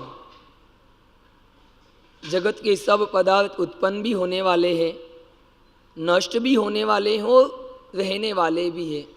एक राजकुमार के पास सोना का मुकुट और सोने को मुकुट का उनके पिताजी ने गला दिया और गले का हार बना दिया। हार राजकुमारी को दे दिया। राजकुमारी बड़ी प्रसन्न हो गई, राजकुमार बड़ा उदास हो गया और राजा था वो समभाव में था। राजकुमारी इसलिए खुश हुई कि उन्हें सोने का हार मिला, वो द्रव्य कायम रहा लेकिन स्वर्ण हार का उसमें उत्पत्ति हो गई। उत्पत्ति के समय राजकुमारी खुश है, नष्ट होने के समय राजकुमार उदास हो गया। और जो राजा था वो समभाव में है, उनको पता है कि द्रव्य तो कायम है, मुकुट नष्ट हुआ है, मुकुट के पर्याय खत्म हो गए, लेकिन द्रव्य के रूप में स्वर्ण तो कायम है, वो हार में परिवर्तित हो गया। मैं भला किस बात के लिए उदास हूँ। देवलोक का भव पूरा करके जब हम मानव भव में आते हैं जीव आत्मद्रव्य तो कायम रहता है, वो देवलोक की पर्याय समाप्त हो जाती है, मनुष्य की पर्याय यहाँ पे शुरू होती है। जीव द्रव्य कायम रहता है, यहाँ से मरकर वो अगले भव में जाता है। पीछे वाले रोया करते हैं, किसको रोगे बताओ? पुद्गल को रोते हो कि उस जीव को रोते हो? बताओ, रोने का क्या कारण है तुमको? जीव द्रव्य तो कायम है, नष्ट कौन हुआ है? पुद्गल, वो तो यूं भी नष्ट होने वाला था। बताओ किसको रोते हो तुम? कहीं भी कोई मर जाता है ना तो तुम जाके रोते हो, क्यों? तुम क्यों रोते हो? मर तो वो गया है, तुमको रोने का क्या काम है? जिनके वहां मर जाते हैं वो क्या कहता, अभी 5 मिनट पहले तो इन्होंने चाय पी और इतने में चले गए। अरे 5 मिनट पहले जिंदे थे तो चाय पिएंगे ही ना, मरने के बाद कभी कोई चाय पीता है क्या? 5 मिनट पहले पी तो उसमें जीव था तो पी उसने, अब जीव निकल गया उसके बाद कहाँ से वो बेचारा पिएगा? खेल तो 1 मिनट में ही खत्म होता है। भले मास्टर महेंद्र सिंह धोनी हो या विराट कोहली हो, वो कौन सी गेंद में आउट होते तुम बता सकते हो? वो आने के बाद 50 ओवर खेलेगा ये तुम कह सकते हो? हर गेंद में, किसी भी गेंद में उसकी विकेट पड़ सकती है। और हमारे जीवन की भी ये बत्ती कब बुझ जाएगी पता नहीं चलेगा। ये लाइट बंद होगी लेकिन जीव द्रव्य उसका प्रकाश आगे के भवों में फैलाएगा। बताओ कोई फर्क पड़ेगा क्या? रोना किसको है बोलो? आत्मा को रोना है तो आत्मा शाश्वत है। अगर पुद्गल को रोना है तो भगवान ने पहले ही कहा, उपनयवा विग्मयवा ध्रुवैवा, जो उत्पन्न होगा वो नष्ट होने वाला है। बताओ क्यों रोते हो? क्योंकि तुम भगवान की बात नहीं मानते हो, इसलिए रोते हो। अगर भगवान की बात तुम्हारे दिमाग में, दिल में बैठ जाए ना तो रोना किस बात का? उगता है जब सुबह का सूरज, शाम को वो ढल जाता है। इसी तरह इस जीवन में सुख दुख आता जाता है, सुख दुख आता जाता है। बल मांग प्रभु से जीने का, सुख दुख में आंसू पीने का। अहिंतों का बालक होकर तू क्यों रोता है? अगर अहिंत का बालक है तो रोने का कोई काम नहीं है, क्योंकि अहिंत परमात्मा ने इस जगत का स्वरूप पहले ही तुम्हारे सामने रख दिया। तुम उससे क्यों जुड़ाव भला रखते हो? जुड़ाव रहेगा तो ही तुम्हारी आंख में आंसू आएंगे, अगर जुड़ाव नहीं रहेगा तो किसको रोना? रोने का कोई काम नहीं। आत्मा शाश्वत है, बाकी सब नाशवंत होने वाला। जितने भी पदार्थ जगत में है उससे मेरा कोई संबंध नहीं है। एक भाई बॉम्बे बोरीवली से निकला है और दाहणू की टिकट लेता है। दाहणू स्टेशन पे से उतरकर वापी की टिकट लेता है, वापिस वापी में उतरकर सूरत की टिकट लेता है। वो उसके पास जो भाई बैठा था ना, वो पूछता है आप बार बार स्टेशन पे उतरते क्यों? बोरीवली में उतर गए, दाहणू रोड उतर गए, वापी में उतर गए, आखिर कारण क्या है? तुमको जाना कहाँ है? कि जाना तो मुझे ठेठ अहमदाबाद है, बॉम्बे से सीधा मुझे अहमदाबाद ही जाना है। तो ये टुकड़े टुकड़े एक एक टिकट लेने का क्या काम है?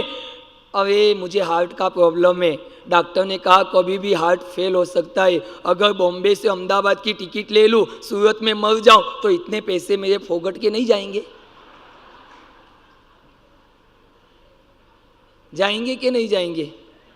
पैसों की कीमत पता है लेकिन आत्मा की कीमत आज तक तुमको पता नहीं चली। जो नष्ट होने वाला है, दुनिया में इतना धन है जो एक व्यक्ति को, दुनिया में इतना अन्न है जो हर व्यक्ति को तृप्त कर सके, लेकिन दुनिया में इतना धन नहीं है जो एक व्यक्ति को तृप्त कर सके। बोलो, दुनिया में इतना भोजन मिल जाएगा तुम सबको खिला देंगे, लेकिन दुनिया में इतना धन नहीं है कि एक व्यक्ति को तृप्त कर दो। हो सकता है, बोलो तुम्हारी तृप्ति कहाँ पे? लाख हो तो करोड़ चाहिए, करोड़ हो तो अरब चाहिए, अरब हो तो खरब चाहिए, खरब हो तो आगे क्या चाहिए मुझे भी पता नहीं। क्या चाहिए तुमको ये तो बताओ। सरपंच बन गए तो क्या बनना है? विधायक, विधायक बन गए तो मंत्री, मंत्री बन गए तो सीएम, सीएम बन गए तो पीएम, अब पीएम बन गए तो वंश मोह एक बार वो बनना है नरेंद्र मोदी को। कहाँ लोभ का अंत है बताओ तो सही? है कोई दिखता है कोई लोभ का अंत? कहीं से कहीं तक अंत नहीं है लोभ का, और लोभ का अंत करना है तो परमात्मा के पास एक ही रास्ता है, वो परमात्मा की भक्ति है। और उस भक्ति के प्रभाव से क्रोध, मान, माया, लोभ सभी तरह के तुम्हारे कषाय खत्म हो जाएंगे। परमात्मा की बातों में हम थोड़ा सा विश्वास करना सीखे, थोड़ी सी उनके ऊपर आस्था और समर्पण भाव रखे। परमात्मा आपकी बात मेरे दिमाग में तो बैठती है, लेकिन अब थोड़ी सी दिल में भी बिठा दो। दिमाग में बैठती है ना, वो बाहर तक ही जाती है, दिल में बैठ जाएगी ना, जीवन भर साथ में रहेगी। फिर प्रभु को कहना नहीं पड़ेगा, तू मनी भगवान एक वरदान आपी दे, જ્યાં વસે છે તું મને ત્યાં। કોને કોને જોઈએ છે બોલો, કોને કોને જોઈએ છે? ઘરે નથી જાવું? થાકી ગયા ઘરથી? કંટાળી ગયા હવે? હા, કંટાળે એ ઘર છોડે। તું મને ભગવાન એક વરદાન આપી દે, तू જ્યાં વસે છે ત્યાં મને તું स्थान આપી દે। बोलो, होठ से बोलने से स्थान मिलेगा? भगवान कहते हैं, अरे साधना करवी नती बस बात करवी छे, साधनों मां जिंदगी बर्बाद करवी छे। यहाँ से जाओगे तो व्हाट्सअप, ट्विटर, फेसबुक, वही यू कल्याण तमारू भगवान मળી ગયા તમને। हाँ, फेसबुक में फंस जाओगे, व्हाट्सअप में व्यस्त हो जाओगे, फिर मुझे कि भगवान तू वसे छे त्या मने स्थान। फिर बैठे हैं भगवान तुम्हारे को स्थान देने के लिए। साधना करो, साधना। होटे वस्यो धर्म ते हइये तू लावी दे, आज ने आजे भले तू। बोलो, ज्ञान आवश्यक है कि ज्ञान दृष्टि आवश्यक है? मुझे बताओ, किसको कहना ज्ञान दृष्टि? बोलो ज्ञानचंद जी, तुम बताओ, ज्ञान दृष्टि और ज्ञान में क्या फर्क है? तुम हो ना ज्ञानचंद जी? हाँ, बताओ मुझे। नाणा वगरनो नातियो ने नाणे नाथा लाल। बोलो ज्ञानचंद जी, आपका नाम तो बहुत अच्छा है। अब बताओ, ज्ञान और ज्ञान दृष्टि में क्या फर्क है? ज्ञानवान का उत्थान होता है कि ज्ञान दृष्टि वाले का उत्थान होता है? ज्ञानी का पतन होता है कि ज्ञान दृष्टि वाले का पतन होता है? ज्ञानी मोक्ष जाता है कि ज्ञान दृष्टि वाला मोक्ष में जाता है? मुझे परिभाषा समझाओ। और नहीं आई तो एक सीधा सा जवाब दे दो, तू बे जानो। इतना तो सबको आता है। ज्ञान की अपेक्षा ज्ञान दृष्टि होना चाहिए। ज्ञान कितना भी हो, लेकिन अहंकार भी हो सकता है, ज्ञान का दुरुपयोग भी हो सकता है। ज्ञान दृष्टि खुलने के बाद 32 पत्नियों को छोड़ना भी सहज बन गया। ज्ञान था ना, ज्ञान तो सालिबद्ध को पहले भी था कि संसार जंजाल है, लेकिन ज्ञान दृष्टि कब खुली? जब सैनिक घर पे आए, माता ने कहा ये हमारे नाथ है, और ये मेरे ऊपर भी भला कोई नाथ है, मेरे को ऐसे संसार में नहीं रहना। माँ, मैं प्रभु के पास दीक्षा लेना चाहता हूँ। माँ ने कहा 1 महीने का समय दे, उसके बाद दीक्षा लेना। ठीक है, आपकी बात मानता हूँ। 1 महीने के बाद लेकिन रोज एक पत्नी का त्याग करूँगा। क्या करूँगा? आजकल तो सेठ जी सेठानी का फोटो जेब में लेके घूमते हैं। बहुत से सेठ जी सेठानी का फोटो लेके जेब में घूमते। अब फोटो नहीं लेते, अब मोबाइल पे वॉलपेपर रखते हैं। रखते हो ना? सेठ जी रखते हैं, लेकिन किसी ने पूछा नहीं कि क्यों रखते हो। पूछेगा भी भला क्यों? उसकी है तो रखेगा, कोई दूसरे का तो नहीं रखता है ना। तुम भी, तुम्हारे गुरु होंगे तो तुम्हारे पास फोटो होगा तो तुम्हारे गुरु का होगा, दूसरे का तो नहीं होगा ना। क्यों रखते हो? मेरे गुरु है इसलिए मैं रखता हूँ। अब सेठ जी को किसी ने पूछ लिया, ये फोटो नहीं रखो तो नहीं चल सकता है क्या? अरे तुझे पता नहीं चलेगा, ये संसार है, कितनी भी उलझने आती है, कितनी आदि व्याधि उपाधियाँ, टेंशन, फिकर, चिंता आती है। जब जब भी आता है तब ये फोटो देखता हूँ, भगवान इतना बड़ा टेंशन मेरे साथ में तो भी मैं नहीं डरता हूँ। ये भला क्या टेंशन है? जब भी टेंशन आए ना, हृदय मंदिर में ये नवकार को स्थापित करके जाओ। मैं तो क्या कहता हूँ, हृदय मंदिर में इस नवकार को रखना। दुनिया के कैसे भी प्रसंग आएंगे, डरने का काम नहीं, नवकार मेरे साथ में है। नवकार कौन सा? मेरा नवकार। अन्य मंत्रों माँ बोलो मनड़ू न जाए। मन अब भटकना नहीं चाहिए हो। ये हरे रामन हरे कृष्णन, ये निर्मल बाबा, ये निर्मला देवी ना, सबको साइड में रख देना। अब नवकार के सिवा मेरे जीवन का आधार कोई नहीं होगा, क्योंकि ये नवकार मुझे मेरे गुरु ने दिया है। इतनी आस्था, इतना समर्पण, इतनी श्रद्धा, इतना विश्वास, इतनी भक्ति नवकार की लेके जाना, जिंदगी में कहीं तुम्हें पीछे नहीं हटना पड़ेगा। लेकिन नवकार को रोम रोम में बसा के जाना, ये नवकार तुम्हारा है, शाश्वत मंत्र है।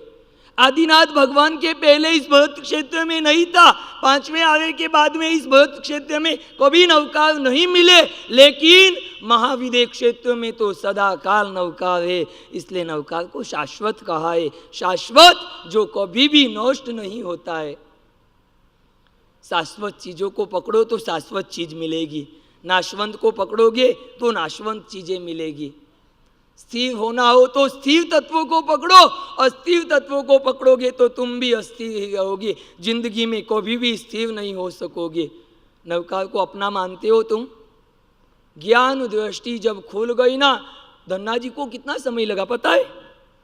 धन्ना जी को खड़े होने में 1 मिनट नहीं लगी। बोलो, सैनिक की बात सुनकर किसकी दृष्टि खुली? शालीभद्र की। वहां सुभद्रा की बात सुनकर धन्ना जी की दृष्टि खुल गई। उसी समय 8 पत्नियों को छोड़कर कुछ भी नहीं सोचा मेरे पीछे क्या होगा, ये महल, ये पत्नियां, ये मेरे संतान, ये राजकाज कौन संभालेगा, कोई चिंता नहीं। ज्ञान दृष्टि खुली, सीधे निकल गए प्रभु के पास। जाकर शालीभद्र को कहा चलो चलो, एक एक छोड़ने में कोई दम नहीं, छोड़ना है तो सब एक साथ छोड़ो।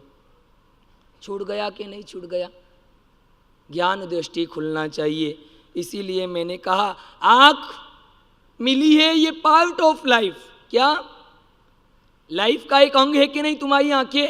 आँख मिली है, ये पार्ट ऑफ लाइफ। लेकिन आँख से गलत दृश्य नहीं देखूंगा, ये आर्ट ऑफ लाइफ, ये नवकार सिखाता है।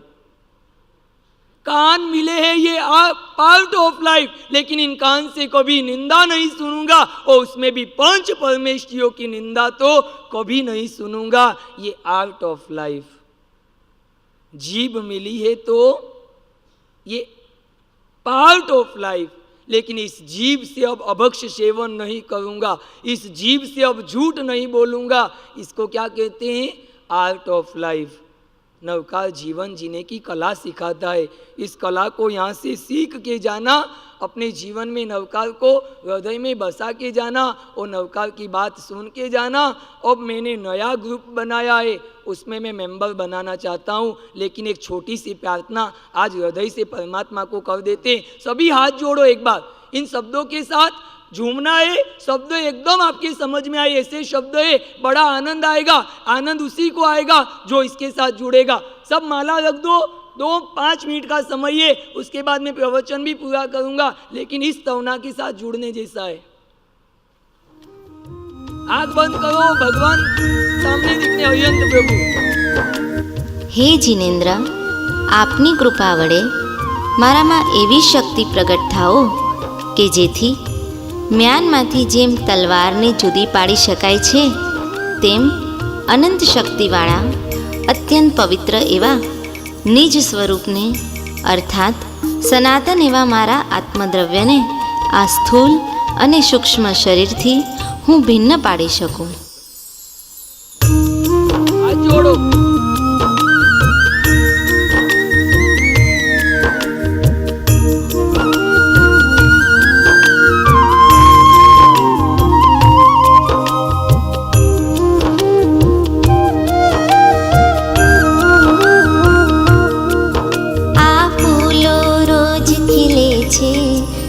સાંજે ખરી પડે છે, આ માનવ જન્મ ધરે છે અને મૃત્યુને વરે છે।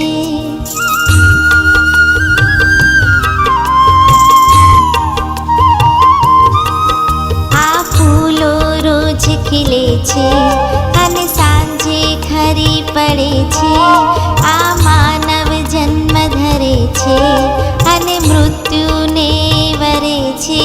दुख तो कुदरतनो क्रम छे, आत्म तो सनातन छे। सुख दुख तो कुदरतनो क्रम छे, आत्म तो सनातन छे।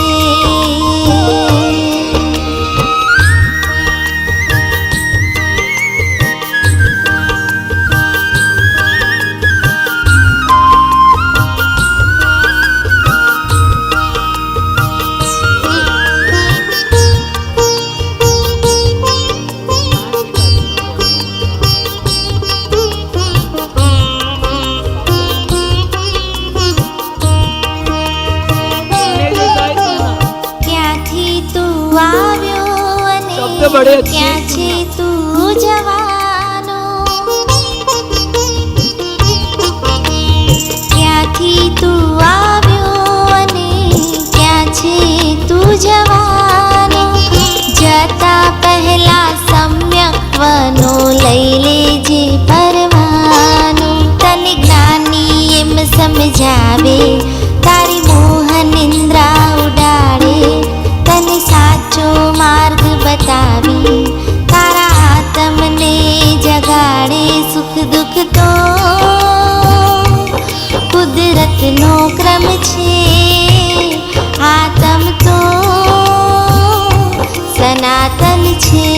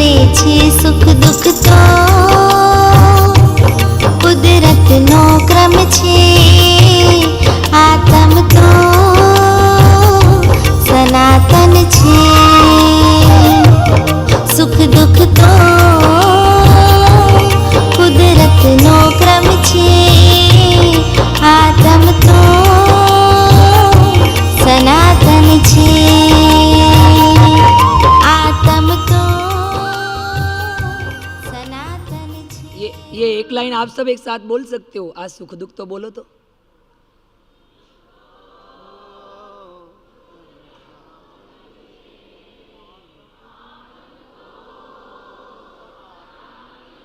बस इतने लोगों को ही गीत समझ में आया, लेकिन मैं समझा देता हूँ, आत्मा शाश्वत है और जीवन में आने वाले सुख दुख यह कुदरत का अपने कर्मों का उदय है।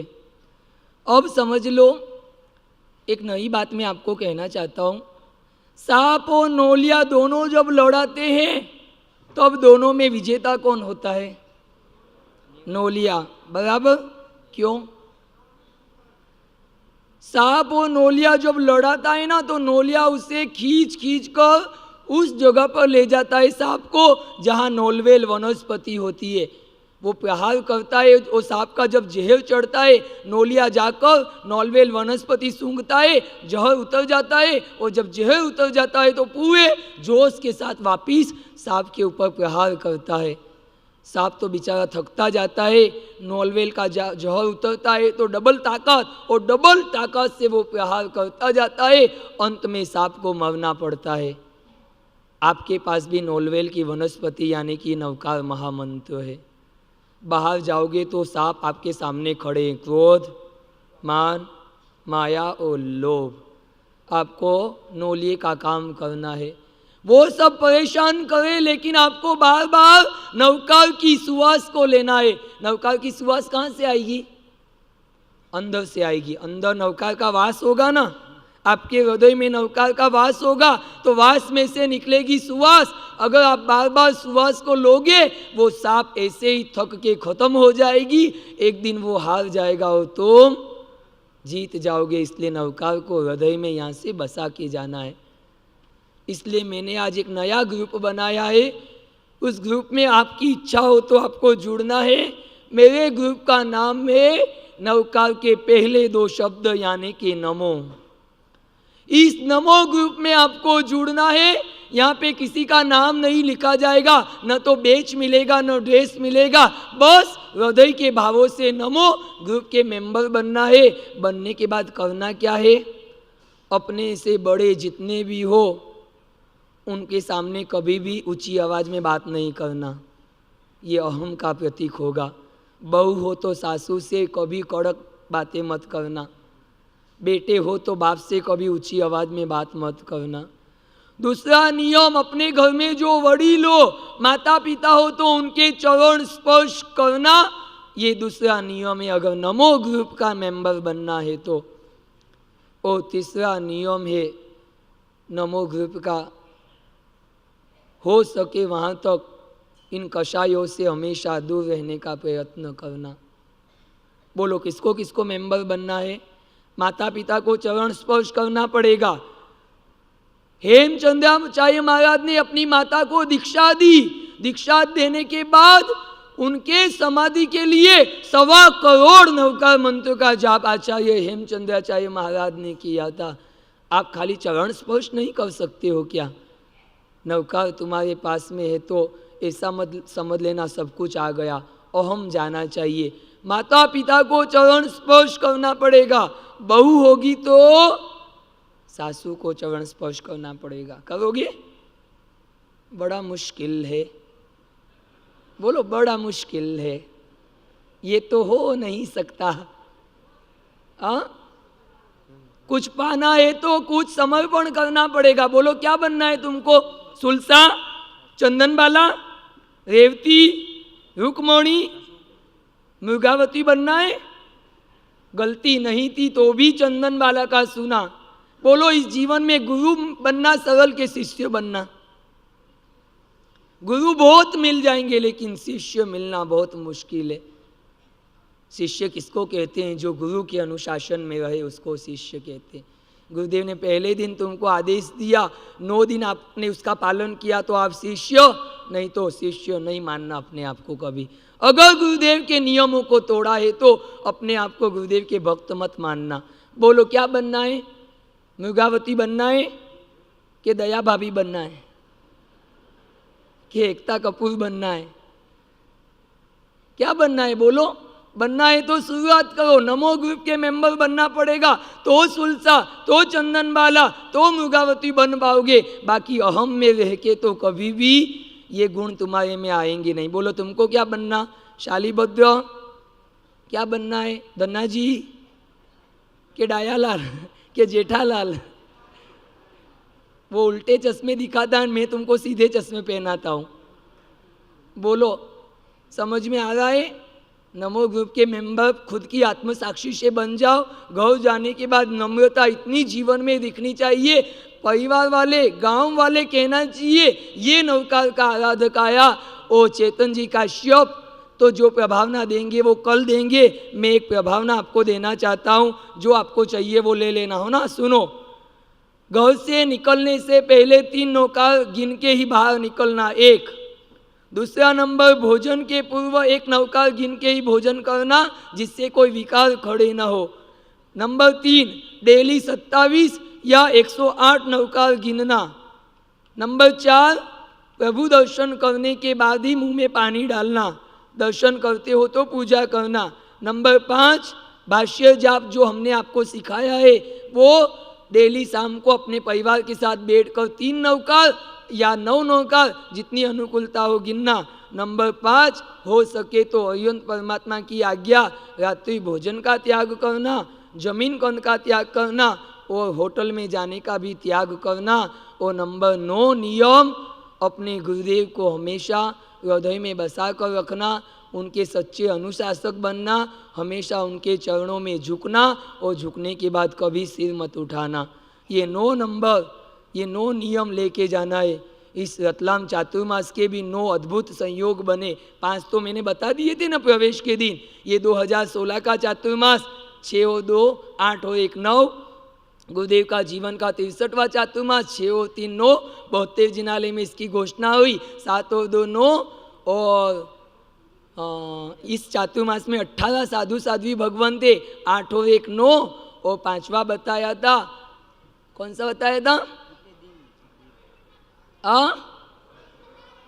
हाँ, 1125 दिन के बाद गुरुदेव रतलाम में पधारे। ये 5 संयोग मैंने प्रवेश के दिन बताए थे। उसके बाद 7वां संयोग बना था, काश्यप परिवार के अंदर सिर्फ 9 सदस्य है, ये भी एक संयोग बना। उसके बाद एक संयोग और बना था, एक संयोग कल बनने वाला है, कल 18 अगस्त, 8 और 1 9। और जैन सेन धाम की कल प्रतिष्ठा होने वाली है।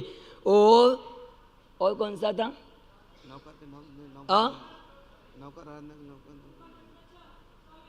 क्या? हाँ, इस चातुर्मास में उत्तराध्ययन सूत्र का वांचन हो रहा है। उस उत्तराध्ययन सूत्र के अध्ययन भी है 36। एक और बच गया, क्यों? क्या? अरे वो तो नॉर्मल बात थी, बाप जी के रूम का टेम्परेचर 27 है। एक और कोई पॉइंट रह गया है। प्रवेश में क्या हुआ था? ना 10 जुलाई को हुआ था। चलो एक बच गया है, वो तुमको मैं फिर बाद में बता दूंगा। आज चातुर्मास 18 जुलाई से प्रारंभ हुआ, वो भी 8 और 1 9। ये 9 संयोग इस रतलाम के चातुर्मास में अद्भुत संयोग बने। बाकी तो कितने 9 जुड़ते जाएंगे वो तो आने वाला समय बताएगा। नवकार की अद्भुत, बाप जी के परिवार में 9 दीक्षा हुई, 10वीं भी हो जाएगी। हाँ, वो बता दिया मैंने। चलो जो भी बात है, मेरे 9 नियम जिसको भी लेना हो, 1 2 3 4 5 6 मन में धारणा कर लो, मैं नियम दे देता हूँ।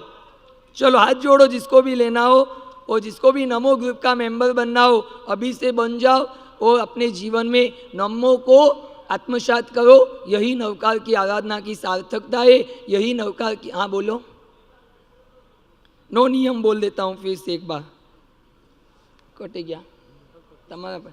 चलो 9 नियम बोल रहा हूँ, देख लो। घर से निकलने से पहले 3 नवकार गिनना, भोजन के पूर्व 3 नवकार गिनना, डेली 27 या 108 नवकार का जाप अवश्य करना, प्रभु दर्शन करके ही मुंह में पानी डालना, भाष्य जाप आपके घर में करना 3 नवकार या 9 नवकार का, जिससे परिवार में परम आनंद का वातावरण बनेगा। और 6ठा है रात्रि भोजन का त्याग, 7वां जमीन कंद का त्याग, 8वां होटलों में जाने का त्याग, ओ नौवा आपके गुरु के मेरे गुरु, बोलो आपके के मेरे, आपके के मेरे, आपके के मेरे। ऐसे बोलने, सबके बोलने में भी मजा नहीं आएगा। मेरे बोलने में जो मजा आएगा ना वो किसी में नहीं आएगा। आपके आपके तो ऐसे करोगे, हम सबके तो ऐसे करोगे, मेरा बोलोगे तो ऐसे करोगे। किसके?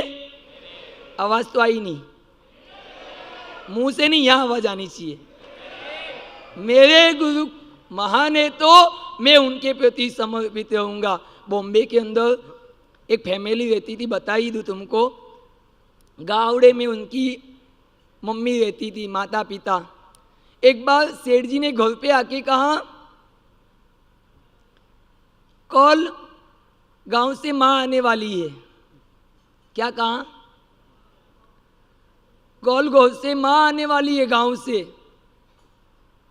सेठानी कहे क्या काम है अब तुम्हारी माँ को यहाँ आके, भले ने गांव में रहती, कल आएगी तो लेने कौन जाएगा 5 बजे स्टेशन पे? कल तो छुट्टी है, मुझे आराम से सोने मिलेगा न। अभी 2 महीने पहले तो आके गई है, क्या काम है तुम्हारी माँ को शहर में आके? कल तो मुझे शांति से सोना है, कल तो बच्चों की छुट्टियाँ है, कल ही मुझे आराम मिलता है, न तुम कह दो माँ आने वाली है, कौन लेने जाएगा? सेठ जी ने सब सुन लिया, फिर कहा मेरी माँ नहीं तेरी माँ आने वाली है। ओहो, मेरी माँ आएगी? मेरी मम्मी को तो मिले ने 2-2 महीने हो गए। कल आएगी तो मैं शांति से उनसे मिलूंगी, और 5 बजे मैं मम्मी को लेने जाऊंगी। कल बच्चियों की छुट्टी है, बच्चों को भी साथ में लेके जाऊंगी, और मेरे पास ऑटो वाले का नंबर है, उसको भी मैं बुला लूंगी, क्योंकि मेरी माँ आ गई है। इनकी माँ ने तुम्हारी माँ में कोई फर्क समझते हो ना तुम? इसीलिए ये सब झगड़े खड़े होते हैं। सबको मेरा समझो, मेरा समझोगे और जो भाव आएगा ना वो फिर पराये में ऐसा भाव नहीं आएगा। अपने गुरु को भी अपना समझो, कोई नहीं, मेरे गुरु इतने महान है जिनकी सानिध्यता में इतनी अद्भुत नवकार की आराधना हुई है। बहुत सी बातें अब रह भी गई है, अगली बार मिलेंगे तब बात करेंगे। कल सुबह 160 रुपये किलो सेव है, जिसको जिसको सेव लेनी हो वो अशोक क्या तुमने बोला ना सेव का? अच्छा सेव का बोलो। सेव आया था ना, भूखा सेव 3 दिन का, तो उस आदमी को खाया कि नहीं खाया वो पूछे। मैं समझा वो सेव का कल बोला था ना, लिखा दो जिसको जिसको चाहिए। 160 रुपये किलो है, जिसको घर ले जाना हो ले जाना। घर वाले तुमको नहीं पूछेंगे कैसी आराधना हुई, क्या लेके आए, पहले बैग टटोलेंगे तुम्हारा। कुछ नहीं, उनको सेव ही खिलाना। अब देखो क्या बोल रहा था मैं आपको, शेव ने खाया कि नहीं खाया, बराबर ने। ऐसा हुआ 7 दिन के बाद सेव तो उसको खाने वाला ही था, बराबर। अब उसने 7 दिन पहले से सोचा कि अब मेरा तो कुछ चलने वाला नहीं है, अब शेर को जो करना है वो करने वाला है। उसने 7 दिन से मन के अंदर शुभ भावना प्रकट करने लग गया। वो मेरा दुश्मन नहीं है, उसको मेरे प्रति कोई द्वेष नहीं है, मेरे दिल में उसके प्रति कोई दुर्भाव नहीं है, वो भी मेरी आत्मा के जैसा समान उसका भी आत्मा हो सकता है। इस तरह मैत्री भावनाओं को 7 दिन पहले से खड़ा करता गया। 1 दिन गया, 2 दिन गया, 3 दिन गया, 4 दिन गए, 5 दिन गए। जैसे प्रभु महावीर करुणा के लेकर चंड कौशिक के पास गया था, गए थे ना, 2 शब्दों के अंदर चंड कौशिक शांत हो गया। यह भी व्यक्ति अपने हृदय में मैत्री भाव का एक अद्भुत प्रवाह लेकर उस मैदान में उतरा। हजारों लोग देखने के लिए आए, लेकिन भावों का प्रभाव ऐसा पड़ा, 3 दिन का भूखा शेर होने के बाद भी वो शेर सामने आया, और आने के बाद उसके पास ऐसे बैठ गया जैसे उसका मित्र हो। भावों का कितना बड़ा प्रभाव पड़ता है। ये अरिहंत परमात्मा का बताया हुआ उपदेश, जीव मात्र के प्रति मैत्री भावना रखो, अणुपरमाणु शिव बनी जाओ, आखा विश्वनु मंगल थाओ, सर्वे जीवो मोक्षे जाओ, और हम मैया अमर तपो। शुभ भावना भावो, सामने वाले का कल्याण होगा कि नहीं होगा, तुम्हारा तो निश्चित कल्याण हो जाएगा। अब एक व्यक्ति का एक्सीडेंट हो गया, हॉस्पिटल में एडमिट हुआ, ऑपरेशन हो गया, ऑपरेशन सक्सेस। आप भी जैसे 9 दिन इस हॉस्पिटल में आए ना, नवकार की हॉस्पिटल में, डॉक्टर साहब का नाम क्या है? आचार्य भगवंत गच्छाधिपति जैन सेन सूरी महाराज। हम तो सब कौन है? उनके असिस्टेंट है। हाई डोज देना हो तो वो आते हैं, नॉर्मल डोज हम ही आपको दे देते हैं। अब सब इलाज हो गया, पेशेंट एकदम कंप्लीट हो गया। अब घर जाने का उसको समय आया, उसकी आंख में से आंसू बहने लगे। बोलो क्यों? तुम परसों घर जाओगे, बोलो हंसते हंसते जाओगे। ये कैसी विदाई है, आंखें भर आई है, गुरु जयंत सेन हम ना चाहे जुदाई है। कोई बात नहीं, वापिस आ जाना। पर ये पेशेंट तो रोने लगा। डॉक्टर ने कहा अब तुम एकदम ओके हो, अब चिंता करने की बात नहीं है, रोने का कोई काम नहीं, तुम आराम से जाओ। पेशेंट कहता है मैं इसलिए नहीं रो रहा हूँ कि घर जा रहा हूँ। तो किस बात का रोना है? अरे डॉक्टर साहब, जिस गाड़ी से मेरा एक्सीडेंट हुआ था ना, उस गाड़ी के पीछे लिखा था जिंदा रहे तो फिर मिलेंगे। अब मैं भी कहता हूँ कि अवसर आएगा तो हम सब फिर अगले साल मिलेंगे। कल प्रतिष्ठा का अद्भुत अवसर है, 7:30 बजे का मुहूर्त गुरुदेव ने दिया है। जल्दी जल्दी देव वंदन करेंगे और जल्दी प्रतिष्ठा के मुहूर्त में सबको पहुंचना है। फिर जैसा समय होगा आगे की बात आगे करेंगे। चलो। जैन जैन धाम में अंजन शलाका, लहराए गगन में प्रभु की पताका।